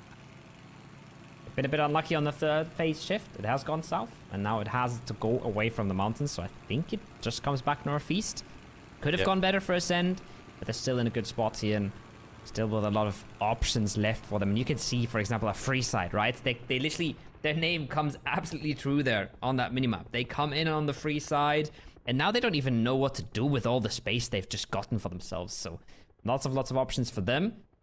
Win or Die, meanwhile, funky plays. Solo EP from Pezenti to scout, and they see where Bushido is playing, and they just send it on foot to try and make that play work. Maybe catch them off guard, but shouldn't be able to catch anyone off guard when you're EPing on top of them, so super interesting approach. Not something I've really seen all too much. Also, takes the spray. That zone I was talking about, they really needed the zone to play a lot more towards that north for them to be able to hold an element of the high ground. Then they could have taken the fight with Ascend versus them and then playing to Bushido. Bushido, that zone shifting so far down towards the south, that's going to force all these teams potentially to fight. Ascend are the one that have the option. They could potentially rotate away. We see a lot more of the other teams rotating in towards zone without dope. Following the same pathing as Gaming Gladiators. If they can hold this east side, this is a nice area to play with, even if it bounces back down towards a very aggressive south. They're going to try to hold on to it as well, and they have more teams coming their way. They might not know the full picture just yet. We've seen it on the map already. We know Wild Division is coming. We know that Go Next Esports also wants to knock on that door, so plenty of action potentially coming their way. If they do hold about a bit longer, And then good playable lines from there as well. Like, very easily played in on that side where Skenin is playing. So they keep members up. If they stay solid in this, this is a good game for them. But I was just going to say, Recap, he's on a bit of an island, quite literally. And he gets absolutely donked by Acalyptos. That is a huge loss for Without Dope. We said they were struggling today, and now they have a good setup, good circle position, and they're losing 2 mark. It's absolute disaster. This is disaster for them. They were following the vehicle round. They've actually skipped over. Well, obviously there are only one remaining section that you can actually get your car across now. Otherwise you've got to swim. But this is crucial.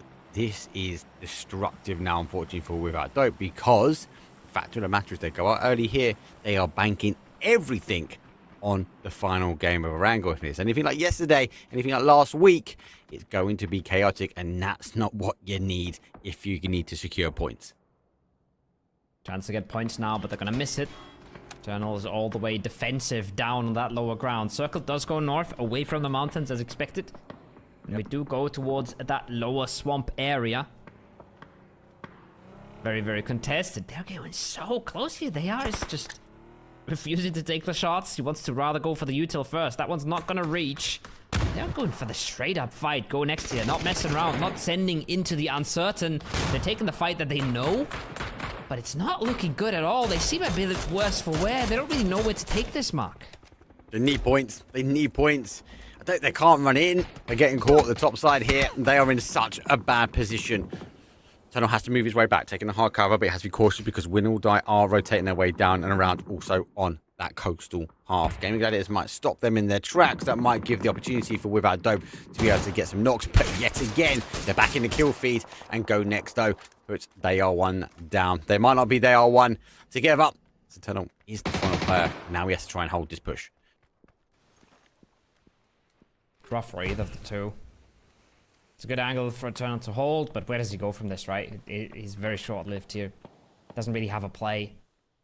And Win or Die breathing down his neck as well. They want to pick up that other kill. Want to pick up another fight.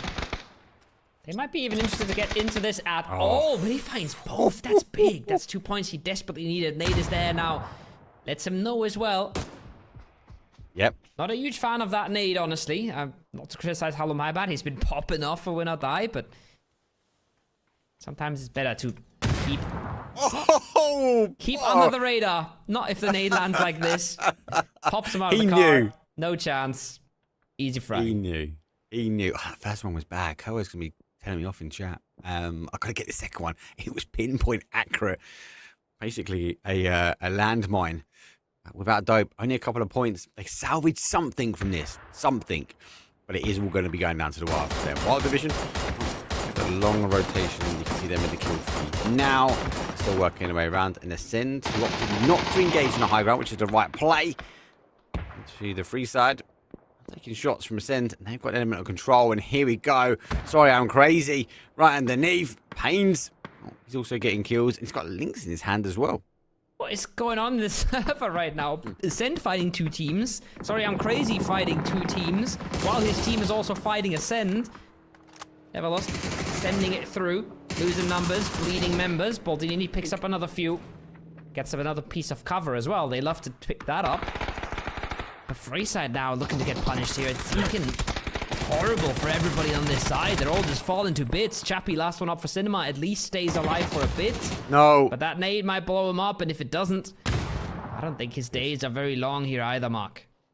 No, they're not. Don't just shift away. He's on the outside, and this is where kind of the Team Ascend will clear things out. Rex parachuting his way down. Able to get a little bit of freedom, a little bit of time. And the pressure being applied now on the north side. That nade would have been pretty good. He's already called away. Chappie in a very, very difficult spot. He kind of needs Ascend to take on the fight. Ascend, well, they've got their target acquired. He needs a Hail Mary from one of these nades. Yeah, and Ascend want to close this. They want to get as many points as they can. They have to be careful about the team from across. I think they're well aware that there's an entire team across from them, so they can't overcommit all too much if they don't get massive knocks. But they find 1 or 2 knocks, like this. And then they kind of start getting a bit greedy. But they don't want to throw it either. So they're just going to have Brex walking up, maybe looking down while the rest of the squad is holding. He's going to look for util opportunity. He's going to look to see if he can spot Chappie. I think he might have spotted him now. He's cooking the nades. They're going far, these nades. There was one going all the way towards Freeside as well. They deal with Chappie, and they're trying to deal with the team on the road as well. They're not letting anyone live. Look at these nades. Look at the damage he's doing. Freeside is in trouble if he has more. I'm not sure if there's anything left in the tank. But he's done the damage. Look at it. Ascend store holding high ground, which is huge. Oh, Dink! There's one. Another run over for day number 2. And it's just chaos. People are just standing there. Toe to toe. Heavyweight boxing.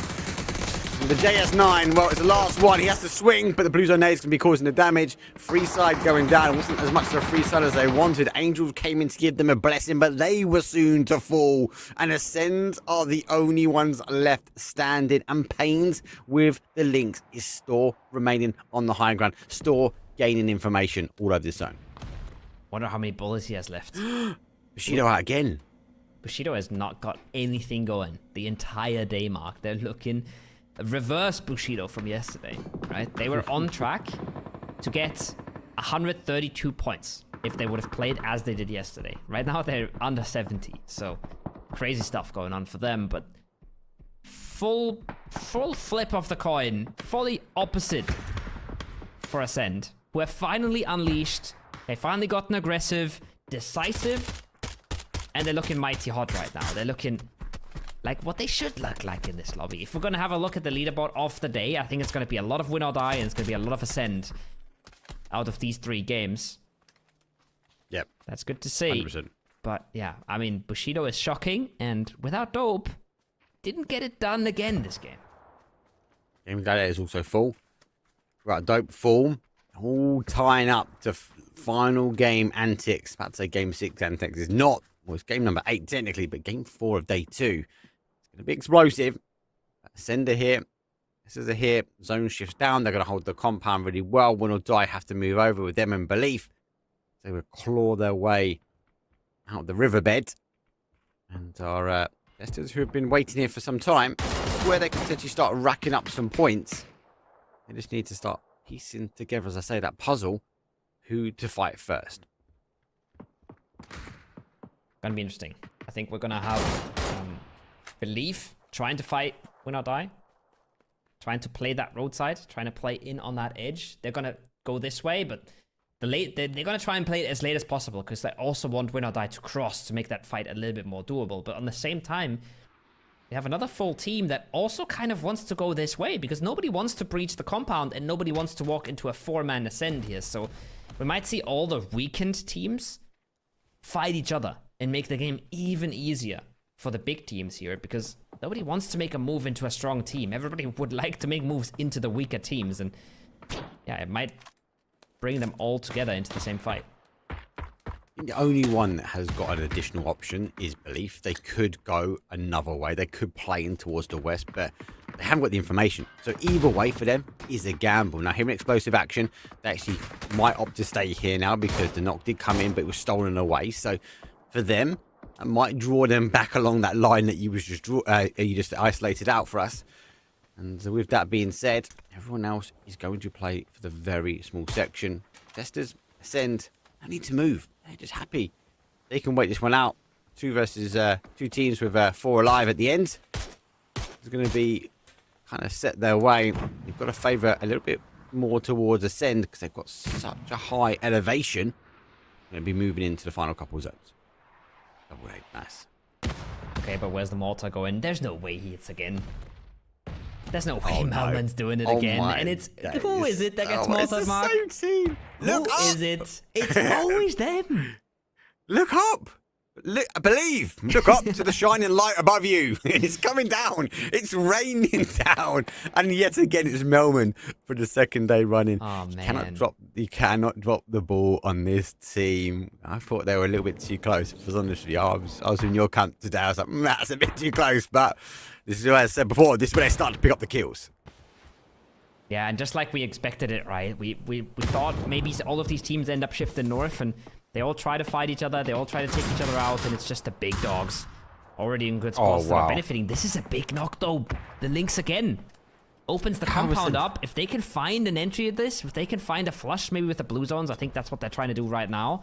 They can go in on this. Smokes come out as well to close some of the angles. Ascend might be gearing up for the winning play here. They're not waiting around to secure a second place. They're going for the win, and with Brex on the high ground, giving them a ton of information, doing damage on the push as well. Melman might be soon to fall, and then suddenly they're man advantaged here.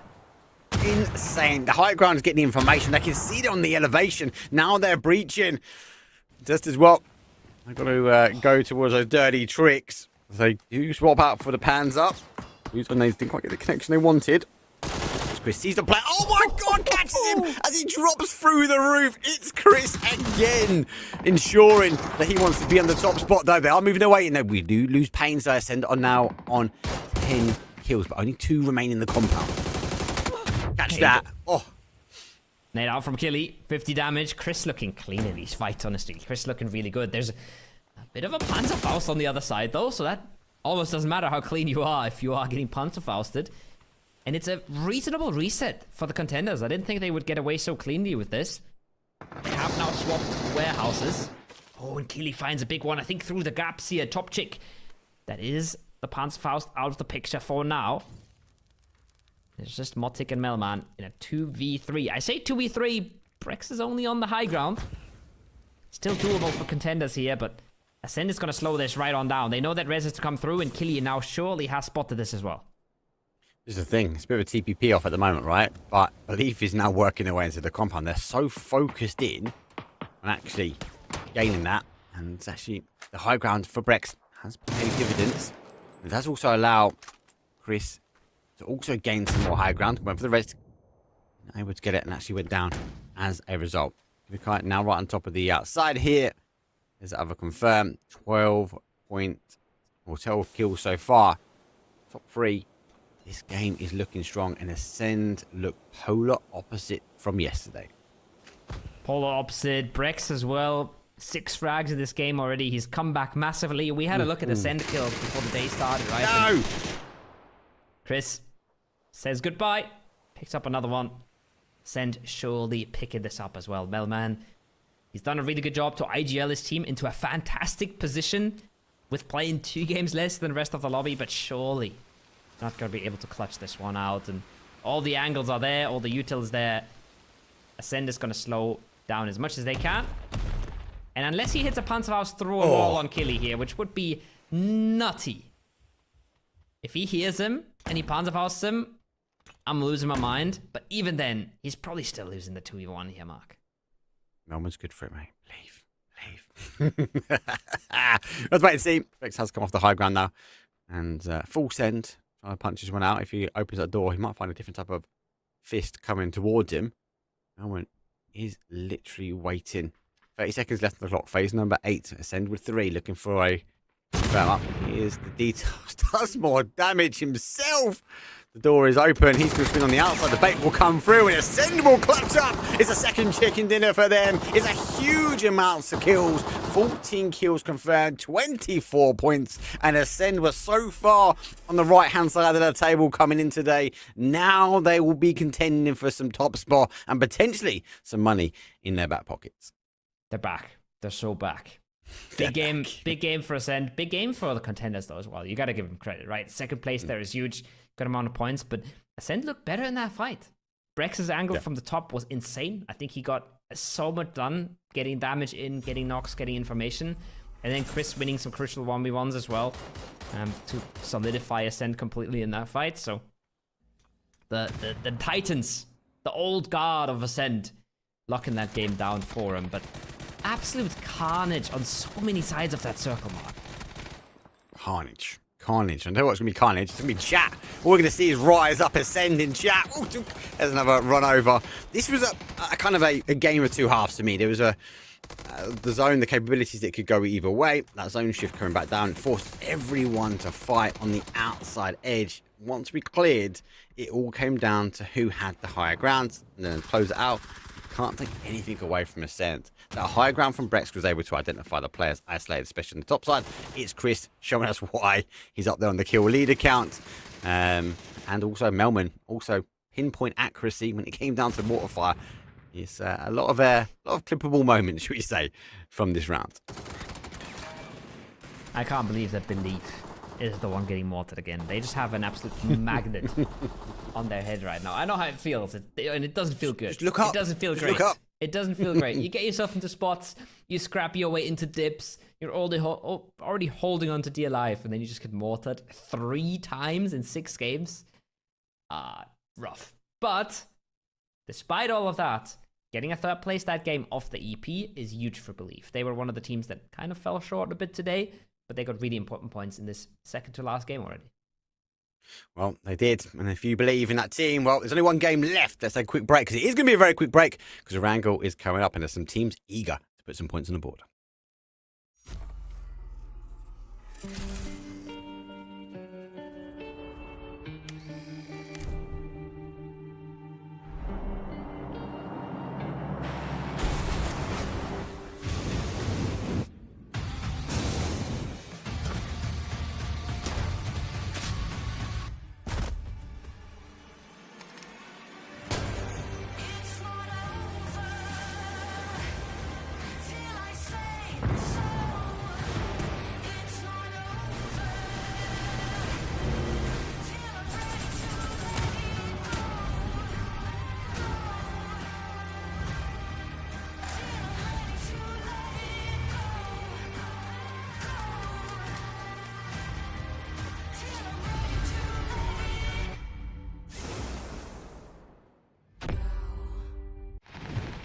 Big updates to map consistency, an expansion of the recall system, and the results of those aim punch tests.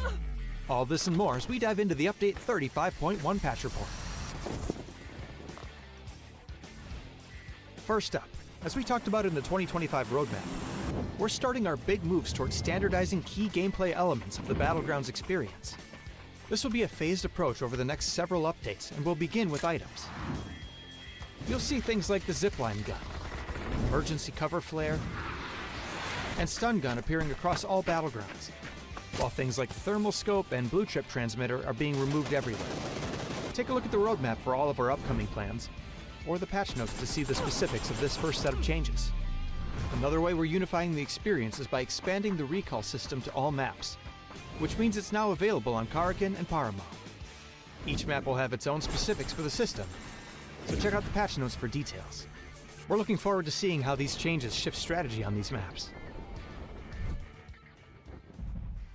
Next, thanks to your great testing and feedback, we're ready to implement the new aim punch system to live. We're going live with the settings from our last gunplay labs, and are looking forward to hearing your feedback on the system in the live environment. Last but not least, we're making audio adjustments based on your feedback, such as your shooting, driving, and the mortar explosions. Let us know how it sounds. There's also a new contender system in the workshop, a new survivor pass, more improvements to custom match, a new rank season, and more. So check out the patch notes for full details. Update 35.1 is here, so hit up a blue chip tower, call in some friends, and give your enemies a personalized lesson on how aim punch works. We'll see you on the Battlegrounds.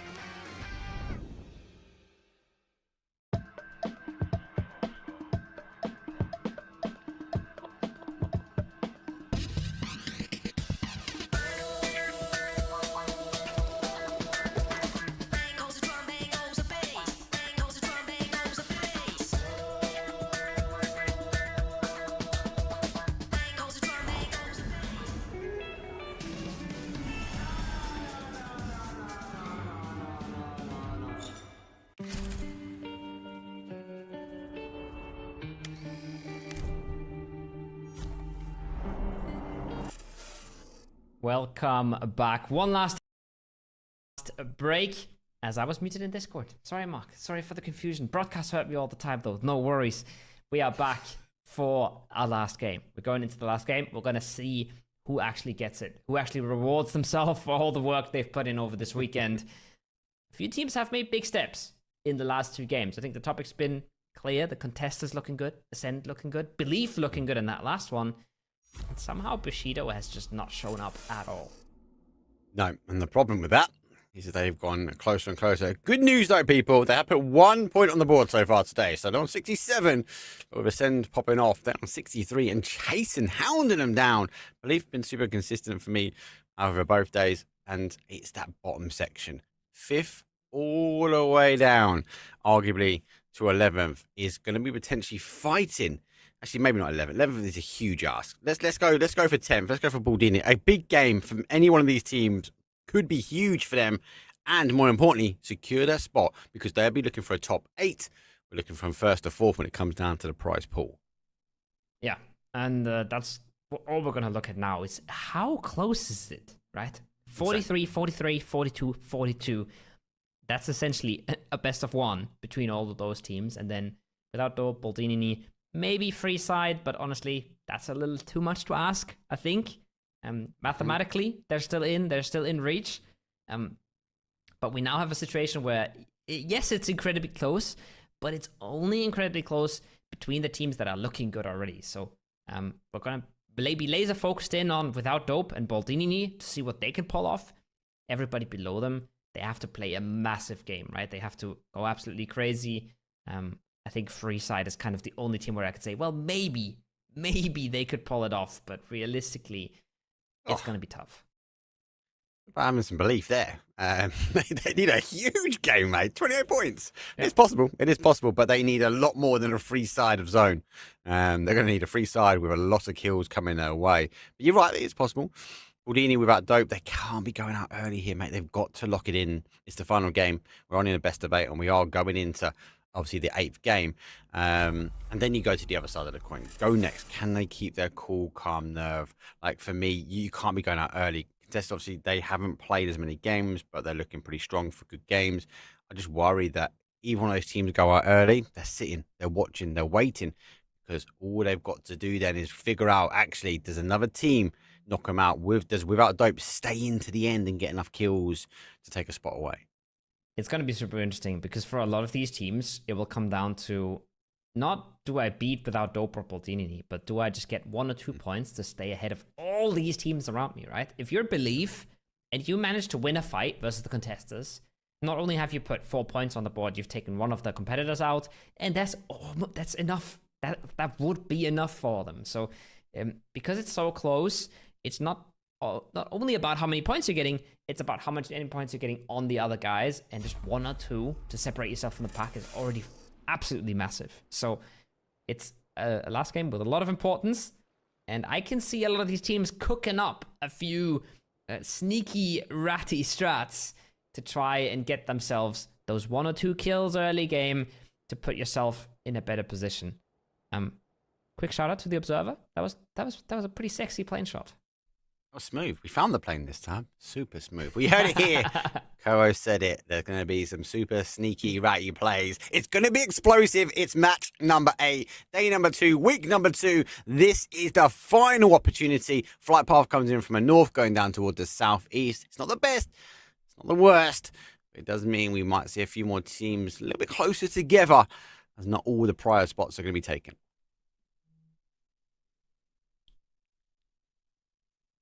GG looking mighty alone around that George Bull side. Tons of space.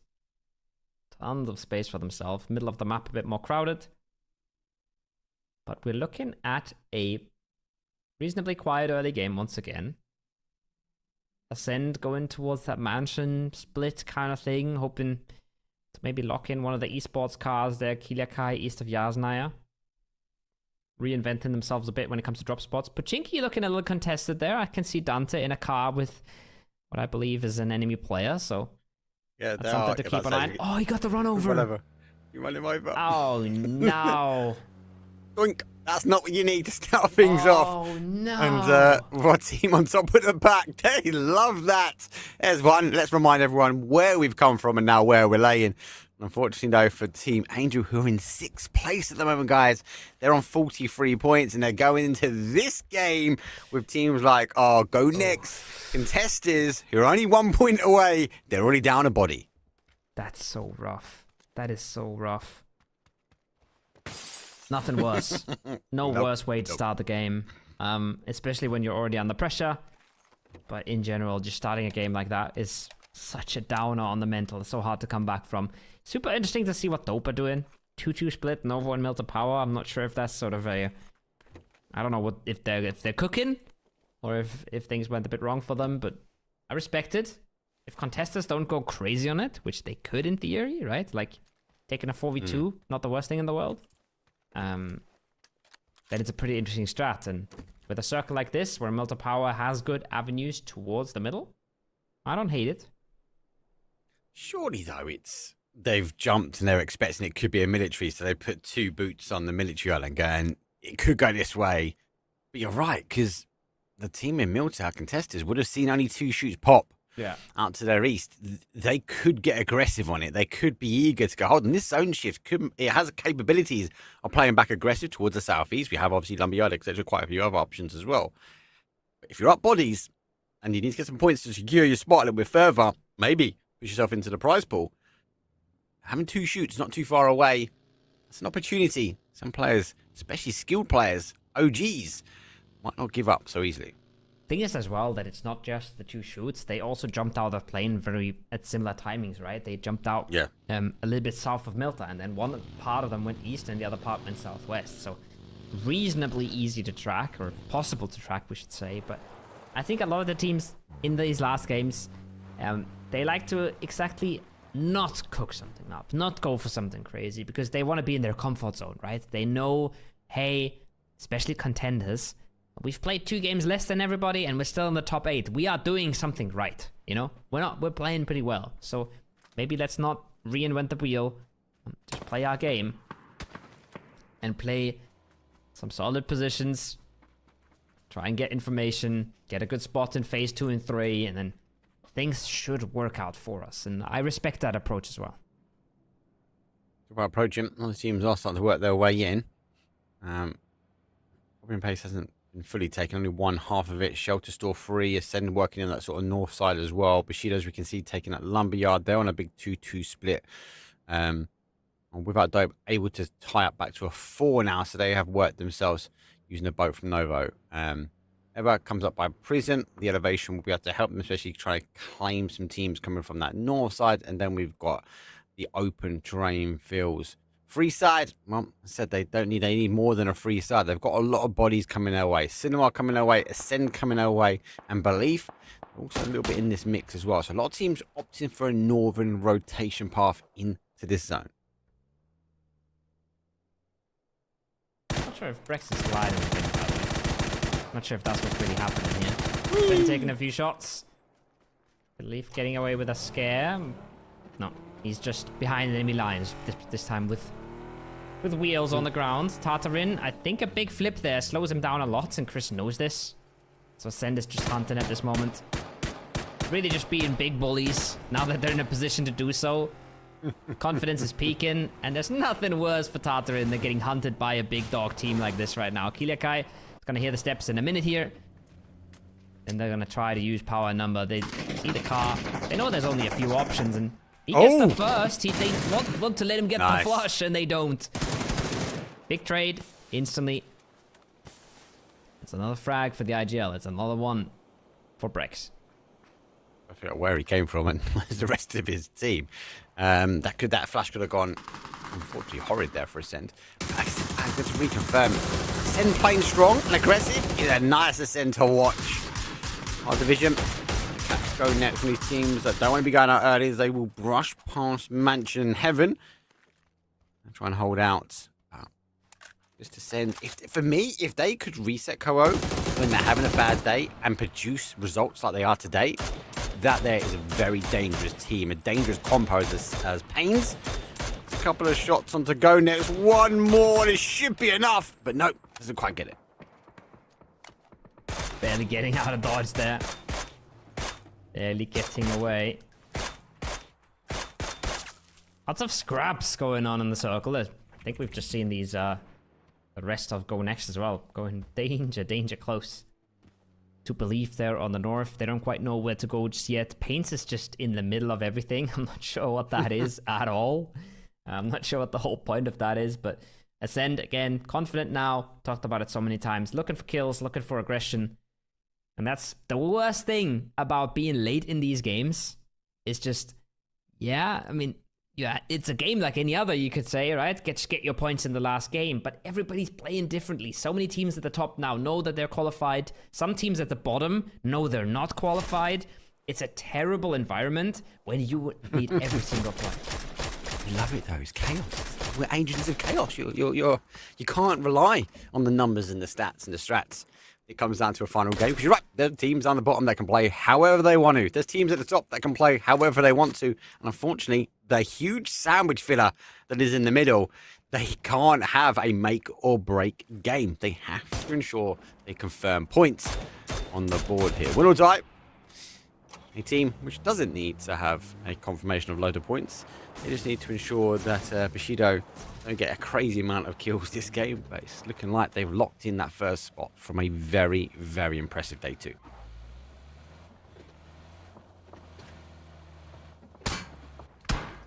So much posturing going on. Teams just scouting each other out, taking a few shots, trying to scare each other away, looking to see if they can maybe get away with a freebie, maybe pop someone out of a car, maybe just pop some tires. Nobody committing for full fights just yet, but pressure is definitely being dealt. Now, all division. Taking a few shots. Nothing major. Win or die. Moving their way in on Milta. They're going to take their time. They're just going to be ready for a beach rotate. If it does swing east, if it do go Milta power, they're going to be one of the good spots. They're not going to overcommit to anything. This phase 2 is going to tell us a lot, Mark. Everybody's waiting to see where we go. Everybody is hoping to not overcommit before they have to, because the circle can end Milta power, and this circle can end all the way across the map on new compounds. So many options still, and everybody just hoping that they will be ready for a GG with a bit of an early EP to see if they can just fly up into the air a few seconds before the zone pops. Or a few seconds after the zone pops, excuse me. And then be one of the earliest teams on the EP if it does go southeast. No, and again, part and parcel of that, because we're so late coming towards the zone. The final teams coming in, they've got no information. They've not seen the cars whipping by. A couple of shots, obviously, they're going to be an earshot of wild here. But you're right, this is all about timing. The zone's going to pop. They're going to have the option if they need to get off, they can, or they can stay on if it shifts back down. A couple of seconds away, though. We're going to find out which way we're going. We're going to die also doing the same. It goes north. That's huge. We're not getting that southeast corner. GG. Well, they can jump off that EP and hold. But win or die, I think it might be the same. They might want to try and rotate their way around. But places like Heaven, places like where Pains is holding out in Mansion, they are going to be key in getting them repositioned here before teams try to steal it away from them.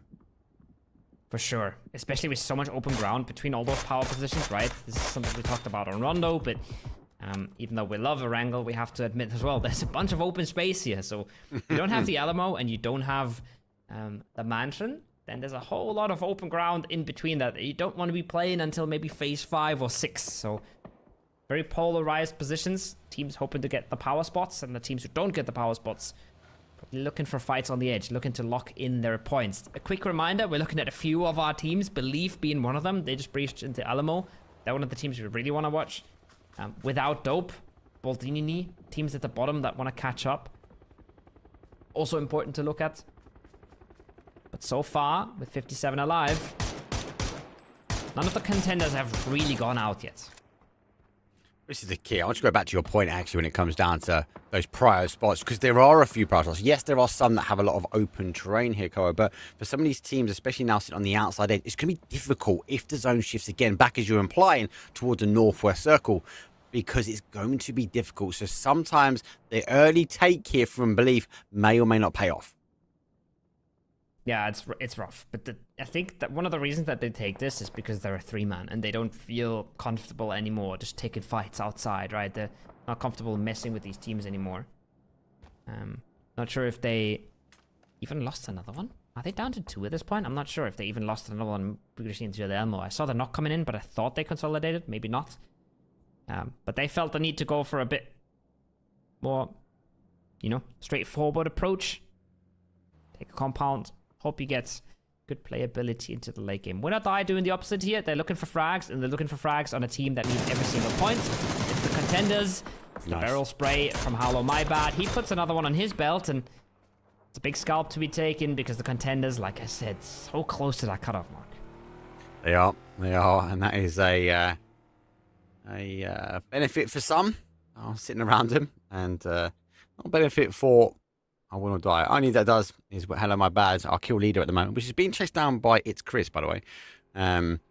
You'll just be happy to put another kill confirm against his name. So shift away, Will Not Die go back towards north. This is they're going to backfill again, reinforce that position across the road.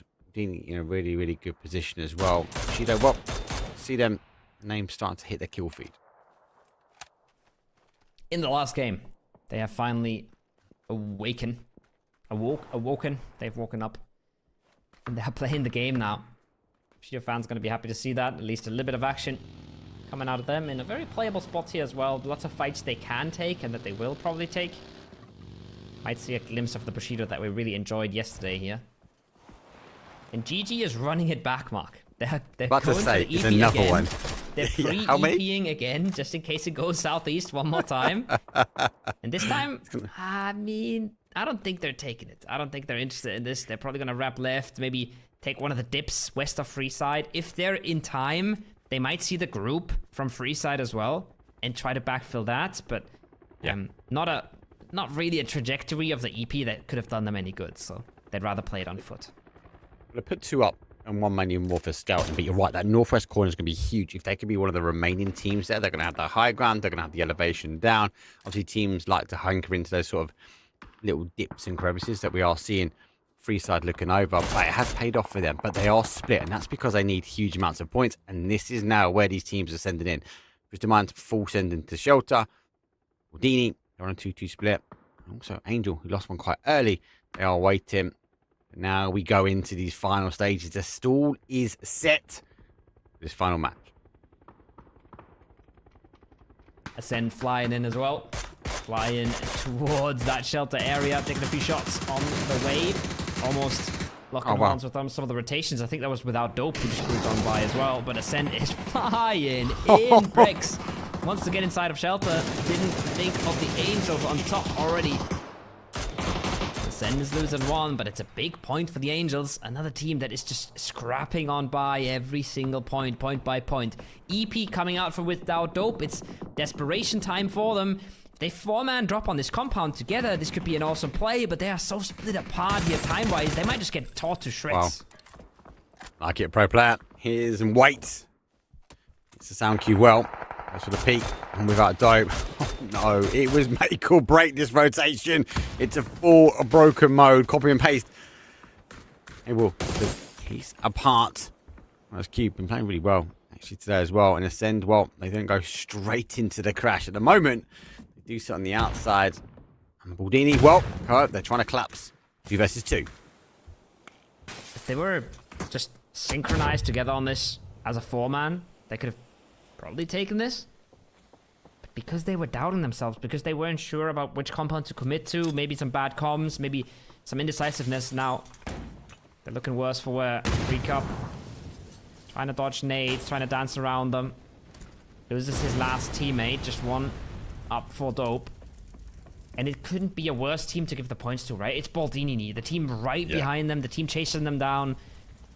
And they're the ones being fed the points. Yep, you could go out to a top team, right?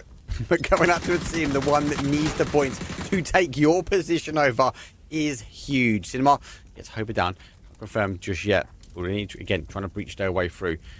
Sort of chipped apart. Looks like they're going to go for a little bit more. Oh, that move might have given away a sound cue. I think it has. They've opened the door. He knows that. Close the door. There's no one home and I'm going to escape my way out. Dope. His footsteps on the outside, they reposition, but it just plays ping pong. This goes back in towards the room, using the iron bars, and he makes that push on the outside. He goes for one. Oh, nearly getting the second, and Baldini say no. We are done with the without Dope. We're going to claim the points, and the critical is going to be in their favor. They're chasing the spot down. That is huge.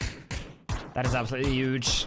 That's an equalizer as well. That is exactly the points they needed, right? I think they got 3 of those, and they were 3 points behind, so completely equalized. And Belief on the other side, They were just a few points ahead, looking to hold on. They haven't realized that there's a chance for them to take the trophy hall, the museum, because it is still being sort of bluffed out from Freeside. Big send though for Go Next. Flying past TG, hoping to not lose any numbers here. They might just scoot on by. They might just get through this. But I think they just got the dip to play with, and I would be surprised if GG doesn't try to punish.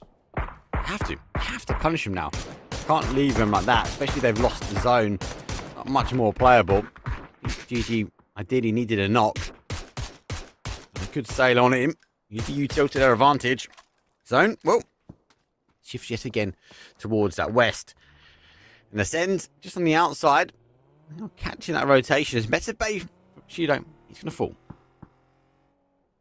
Chris getting involved, getting his hands dirty. He's not waiting around, he's looking for more frags. Contenders have found one as well onto Cinema, so 1 point gathered for them.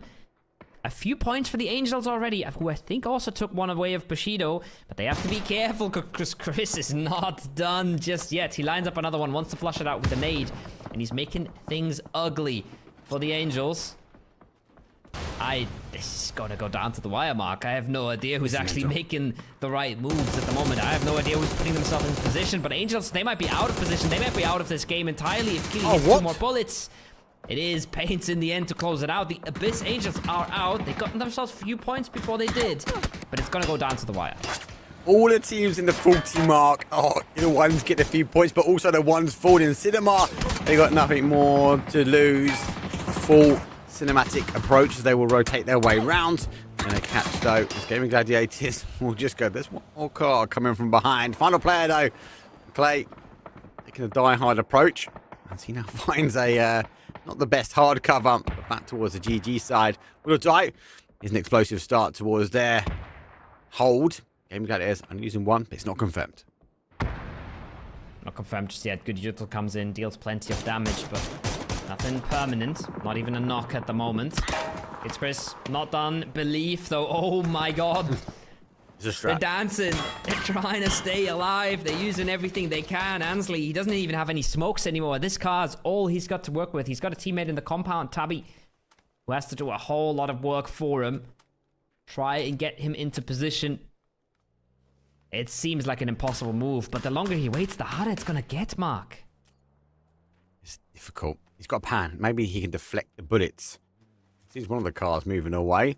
Hopefully he doesn't take that as a full read that he can go. He has taken it as a full read. Sorry, I'm crazy. He waits, he watches, and he scores, though. Headshot will come through, and Belief, well, not quite in the placement points at the moment. They have not quite got the kills. But they know they've got a 1 versus 1. And who will be the victim when it comes down to Hall of Fame? Well, Tabby, he's a position. Sorry, I'm crazy. He says you can have it. This is the crazy part, right? Freeside has been holding on to this for so much longer than they should have been able to, but just by confidence and just by bluffing it out, they were able to hold on to that position, give themselves additional kills, give themselves more choices into this late game. But I'm thinking even if they win this game, Mark, they haven't gone aggressive enough. They haven't closed out enough. They haven't gotten themselves the frags that they would need. Contenders, still alive and kick in, but it might not be for long. They got to send, and all they see in front of them is a shack and a whole lot of open terrain. Maybe playing the road is possible, but they're not even in the best spot to do it, as GG will out-rotate them, and they're going to be mighty open to the rest of the map, so not a lot of options for them. Back against the wall, I would say. It is back against the wall. Cinema going the opposite way to that. Full send. Rotation around. Go next. You up in. They're alive. They're one of these teams, though, on the cusp of victory or defeat. Car is a bit of a defeat now. To find a little bit of cover, but how much longer? Not for much. I can't take anything away from Freeside. Look, they've left it down to the last game. And I think you're right. I don't think even with a win, they've got the kills. But they've been bloody trying. They spread out so much in this open terrain. It's just not falling their way. All the teams like this are fighting on the outside. Now here comes this explosive actions. Just launching their nades across. They're using the smokes as best they can. A few bunny hops over, but no connection. This Gaming Gladiator as well. Looking for a run over, though. Straight into the middle. The nade will go through. Doesn't quite get that connection. Here come the reinforcements. Oh, but they're going to try and hold it. He's on a nade. Run! Oh, they get 3, but it doesn't matter. They still fall. Do they get any of the kills? Do they get any of the points from this? I'm not sure. Gedrock stolen away.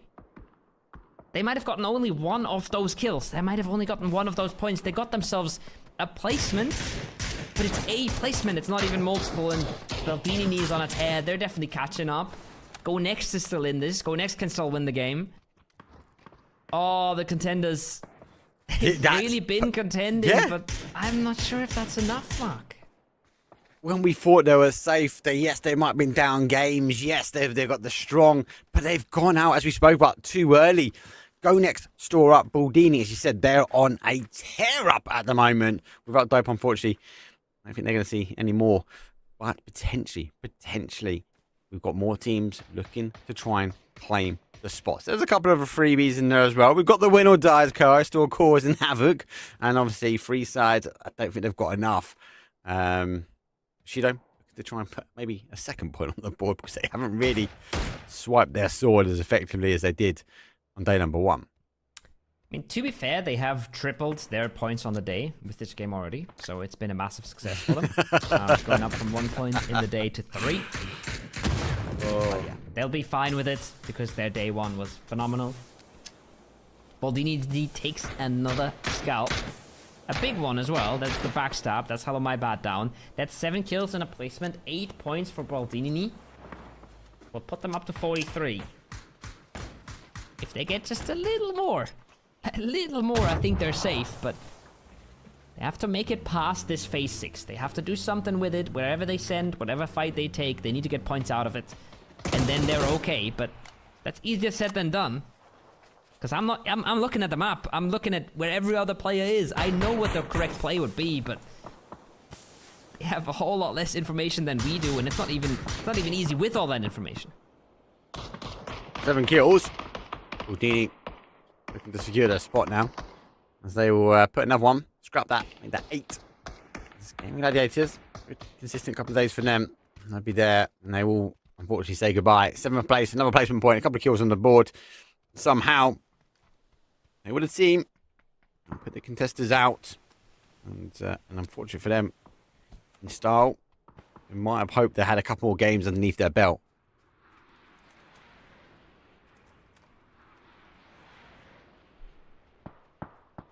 Any single placement matters here. Any single kill matters. They know this, but they're just trying to play a good game right now. They're just trying to play a good game. They're not counting points, and Rock's running away with it. Gives them a bit of an idea that they can get aggressive, and it's actually Presenti who gets found. Rox is the one that's staying true, but traded out now, and it's just Dante left alive, who doesn't have anywhere to go. Kadrika says, hello. Say hello to my little friend, and just like that, win or die are out, but Baldini are not for long either. No, this is ensured destruction. Bushido, kadooshed. Oh, great shots. And again, free side, they are trying everything, Caro, to get kills. They're spreading out, they're taking the compounds, they want to try and catch the rotation. It just hasn't fallen their way. But you leave it to the last game, unless you're locked in, unless you're dialed in, like Baldini he's been today. It's not going to fall. Great nade will come over the top. A little bit of splash damage, but not going to be enough to get it confirmed. Here comes the second. It's going to bounce over the Doritos and bounces away. The deflection works in their favor, and they get the opportunity to launch back to Mutil themselves. Be enough just to slow this one down. But Baldini, with next to no terrain remaining, for me, it's only one way, and that's push towards Bushido. Somehow still 3 up, though. That's already crazy. That's already crazy to me that they managed to keep 3 alive in this whole mess. And now, 11 frags is massive. Now they'll start realizing as well that this was probably enough. Belief is still holding on to this, though, somehow, Mark. Belief, getting themselves into the placement. They actually do manage to stay believers here. It's in the name. It's in the name, mate. So somehow they seem to find into placement point. Their consistency for finding placement is really, really high. It's just they also find, as we said before, the mortars far too many times. Side, I don't think they're going to get a look in on this one. Bushido and Baldini are just locked in to ensure that there's only one victor from here. Have to wait and see. Man, I don't even know. I'm trying to do the maths in my head the whole time. I'm not even sure who makes it. I think Go Next need more points. They need to be successful in this. And it is now or never. Util comes over, but Kantix has a peek around. He could do disastrous damage to them. The blue zone is beautiful as well. Any more follow-up Util would be disaster for Go next here. The blue zone is already enough to find one. Max down to 1 HP. There's a molly coming his way. There's a flashbang. There's a clear. And Go next is down to just one. It's just Apocalyptos. They've got 0 frags so far, Mark. Oh my god, I was about to say, I wonder how many kills they've got. They've been in the action, but they haven't converted. That's the problem. He might have seen belief. He's definitely seen belief now. He's got the opportunity. As Bushido, well, they come crashing down off that high side. He's been caught. A couple of shots will come back. Belief, well, takes the shots on Bushido, but this is not cover you really want to rely on. That's a bit better. Let's get one. Unfortunately for them, stolen away. And with Baldini, yet again, finding more kills underneath their belt. More kills. Free side, they desperately need. If only he knew. If only he knew that he has to take out Apocalyptos and just qualifies right off the bat. But that's a big one. That's 2 points for Believe. Staying alive for now, but it's also a point for Go next. They get another placement as well. Oh, this is actually... The players have no idea how close this is, Mark. Tabby, his cover is fading away. And there it is. Taken out by Freeside. Apocalyptos gets a placement on him. And remember, these teams, they were 1 point away from each other before the game started. This is the They're problem, still right? 1 point away from each other now. This is now where they're trying to do the quick maths. This is going to be, do we tab out? Do I have to try and fight for every single point? Houdini, I think they're in a position where they're going, do you know what? I've done enough. I've actually done enough. Freeside, at this point, are like, we haven't done enough. We've got to try and get every single point we can. Obviously, with the option, 11 kills, they are sitting on the 39s. Scrap that. They're now on the 40 mark, and they need the placement, and that's the big singer. They might have done enough here. And they're going to tab out. He's going to take the risk. But an explosive ending. Yes, not maybe all chaotic guns, mortar fire, grenades. But it's going to come down to the leaderboard. And we can only take a top 8 here that will go through to the Super Cup. And talk about a way to end a best of 8. I think we're going to have to get some judicators to get some VAR and double check all those points. Because it is going to be so close. Freeside had 28 points. They get 12 kills. That's 40. And they get the win. That's 50. That might be enough. I think they're in. I think the big question is, has Go Next been able to hold on? Go Next. Or we saw contestants go out. They've got the placements, right? Go Next is beating Belief. Because Belief got 1 placement point, 2 placements less, and 1 kill more. Yep. I know that. I think the Angels are out. I think Baldini is in. But so do I. I think I don't know. I mean, Baldini and Freeside should be in, but who's out? I have no idea. It is going to be so close. It's so close. You know, we hype this up all the time, and so a lot of the times we will pretend like we don't know to keep the suspense up, but I'm lost. I don't know. I had a calculator at one point. I was trying to make a note of it, and I was like, okay, this team goes in. That means that team goes out. But that team's still in, so they're still remaining. I think there's a couple of confirmations. Without Dope, obviously, is not in a great spot, right? They've really not showed up today, despite having a good day number 1. On the flip side of that, though, Ascend had a very bad day number 1, but there's curious spots in today. Same with Bushido, obviously the other way around, but obviously win or die, also explosive action from them. Houdini, for me, though, they're the talking point. Lucky enough they're on the cam. But they were so explosive today. Yeah. They've clawed the leaderboard back, and they've shown us how to do it in style.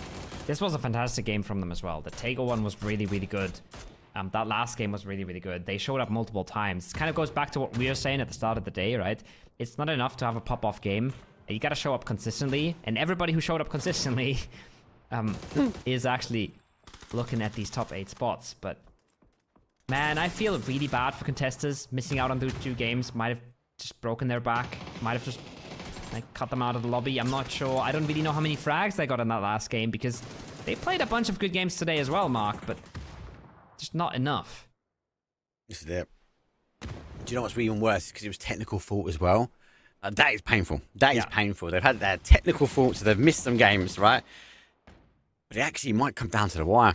that push from Gaming Gladiators at the end, they only had one way to go, and it was always going to go their way. They got the initial knocks, it was great, but Gaming Gladiators... They were so close to winning that out. Gaming Gladiators never go down. They we saw it yesterday as well. They went down to a solo player, and then they closed out that Taego win. They're a team, you've got to confirm all 4 of them to be standing in a chance. And then like little things like this, full sends with the cars. Angels also on the same, looking good, pretty consistent over the 2 days. But it might not be enough. And when you look back at sends like this, if they close this one out, they might have been in a different position as well. Oh, every one of those teams is going to look back at so many situations where they could have gotten one more point, one more kill, one more placement. Belief is going to look at a lot of these placements they actually got in the last 2 games where they're just sneaking into late games. Maybe those are the points that carry them into finals. Carry them into the Super Cup in 2 weeks. Nelman here again, the contesters, right? Clearly losing that 3v3 versus Ascend. Might be the one that broke the camel's back. And that is, it literally, you could, especially in that mid pack, in any of the games, have an argument to say, if it changed out slightly, if they didn't rotate, if they didn't have the E pickup, if they didn't do the 2-2 split, those little decisions that some of these teams have made, it might have been different between them going and not going to the Super Cup. Yes, they found their way here, and some people have worked their way through the scrims. We'll remind you guys about the format later, but this fight here on the last game, yeah, this might have been a bit too close for comfort. Yeah, and I completely slept through the idea that Freeside could actually do it with a win. I didn't think they were getting 12 kills from that compound. I didn't think they had anything close to 12. I mean, yeah, sure, they didn't until Go Next pulled up, but they got themselves a solid bunch before that even kicked off. A few of them steals, but if they get a 6-kill win there, which would be completely standard from a compound like that, because nobody is breaching you, and you can't actually third-party that many fights. So that wouldn't have been surprising to me, and that wouldn't have been enough. But now, with 12, I think they're in. I think they're 100% in. I just don't know who's out. So about leave it to the last game. And you got to give it to them, right? And yeah, you're right. A 6-kill and a win, not enough, right? The fact that they spread out and they tried to claim and they were trying to get the win. They were taking the fight of Alamo. They were pushing back towards shelter. They're holding that junk card there, which I say. They were eager to try and catch the rotations. They were eager to try and get as many kills or steals as they could. And normally in that position, especially in that kind of like Hall of Fame, you normally see a 4-man team lock up there, not move, and then play like we saw Belief do in on that zone. If that was them, FS wouldn't have qualified. The fact that they've conquered so much terrain and been aggressive and arguably converted a win as well might be a difference. I'd love to have been in their party because they must be feeling good after that last game. They must be feeling good. Yeah, again, I think, before this game started, right? I had this sort of yap session about how it matters to get a single point on your opponent a lot of the time, right? And Go Next actually catching up to Belief is big. I think they lose the tiebreaker because Belief snuck into so many placements, right? Yeah. And Belief, Tabby getting that one frag on Bushido is so massive there as well, right? That's 2 points he gets instantly, and that's points that Acalyptos did not get. He didn't get a single frag, so those kind of things are super clutch, and those kind of things might be what decided it in the end. I think we're gonna have a look in a second, and it is Freeside, and it is Go Next, and it is Belief. So that means Contesta's out, and it means the Angel out? Yes. Yes. Yeah. Without doubt, obviously, we could kind of confirm that anyway, right? But it was the Angels that were the big question for me. Were they going to make it or not? And they were good. They were consistent over the 2 days, but it fell short at the end. The final game, and they got knocked out. This is part and parcel of the danger of a best of 8 format. It can go in your advantage. Look at Ascend. I want to come back to Ascend. Day number 1, not great. Day number 2, couple of games in, they changed it around after that first initial injection from that first day, that first game today. Huge from them, right? Absolutely huge from them. And then you look at the contestants, they had some technical faults, right? But they were unable to claim back the victory. And obviously, when we look at the leaderboard, you're going to get an idea of the numbers, though, at the end of the day, and it's very close. 1 point in it. If they got that final knock at the end, got the additional placement point, it's a different conversation. And I'm going to say something out there. I like Go Next Esports. I think they played well, but I think the contestants, despite being down games, play better. And that is they're going to be unfortunately unhappy that they're not going through to the next stage. It's so close. We even thought Baldini was safe, right? We thought they were chilling. Now think about contestants winning their fight versus the Gaming Gladiators. That is 3 kills they're getting instantly, and another placement they're getting instantly, and probably getting 1 or 2 more placements on top of that. So they would have easily been in, and it would have been so much harder for everybody else to stay alive and stay in the top 8. It is so close, Mark. Baldini and Freeside both played massive games in the last one as well, right? That's a 12 kill win, and I believe an 11th place third or something. 11 kill third. No, it's a 12 kill third for Baldini as well, and they're barely scraping in. Like, we know it's gonna get close when these tournaments start. We don't know it's gonna get this close. This was just such a nail biter until the end. And this is the thing as well, right? When we look at some of these teams on this left side, and we was expecting a mid-30s, a 32 last week, because we had a team run away with it, FaZe run away with it, right? Then we was going like a mid to high 30s, potentially pushing the 40s. We end up on a high 40 ending. Yeah. So even higher than what we expected. And that just kind of sings to part of Bushido. I don't want to say falling apart today. They didn't really show up today, but they done enough for day number 1 to get that secured spot, right? Yeah. But because they didn't produce the points that we expected them to come in for day number 2, it just opened up for the leaderboard to climb this high. Yeah. Gotta give a shout out to Win or Die as well. Super dominant, super consistent throughout the days, right? The only team in the top 3 that was consistent, and so they do get the win and they reward themselves. And then Bushido and Ascent closing out that top 3. But man, you gotta feel for the teams at the bottom 8. You gotta feel for the teams that just lost out in that last round, right? Super tough stuff, especially for some teams that were showing a lot of promise and showing a lot of good plays. But I'm sure they'll be back. I'm sure they'll be back in a few weeks when the scrims start up again. Right now, we have locked our teams in for the Super Cup in 2 weeks. And I can't wait, Mark. No, neither can I. The biggest thing, obviously, is, as Kyle just said, actually, you can, yes, they might not have said goodbye to the next stage, no goodbye to the Super Cup. But when the scrims do open up, make sure you and your team get involved. You can just sign up. You do best of 3s over a course of a couple of days, get yourself enough points, and you will find yourself in the first stage, which I'm going to say is the Cup stage, actually being able to fight out against our invited teams for looking for a top 8 spot. But also, if you get to a top 4, also going to be putting some money against your name as well. Then if you get invited through, we've got the Super Cups, and then we've got the Master Cups as well. We've got a whole year of TPP action and opportunities. A lot of money on the line, though, for you and your teams to get involved as well. But the key thing is just sign up. Best of 3, play a couple of days. You might have to change up a few, but make sure you become one of the qualified teams and you find yourself here on the main channel like we've seen. And as Koa said earlier, for me, mate, we've seen some shining lights that are coming from some of these TPP players. I'd love to see a lot more, and I expect it throughout the year. Yeah, love to see more. And if you enjoyed this and you enjoyed watching some TPP esports, there's going to be lots of FPP esports in the upcoming week. So PGS is starting tomorrow, 12 CET. You can get involved in that. You can check that out. And we will be back after the PGSs, or in between the PGSs, I should say. So we'll be gone for the week, but lots of PUBG esports coming your way. So stay tuned. We'll see you guys soon.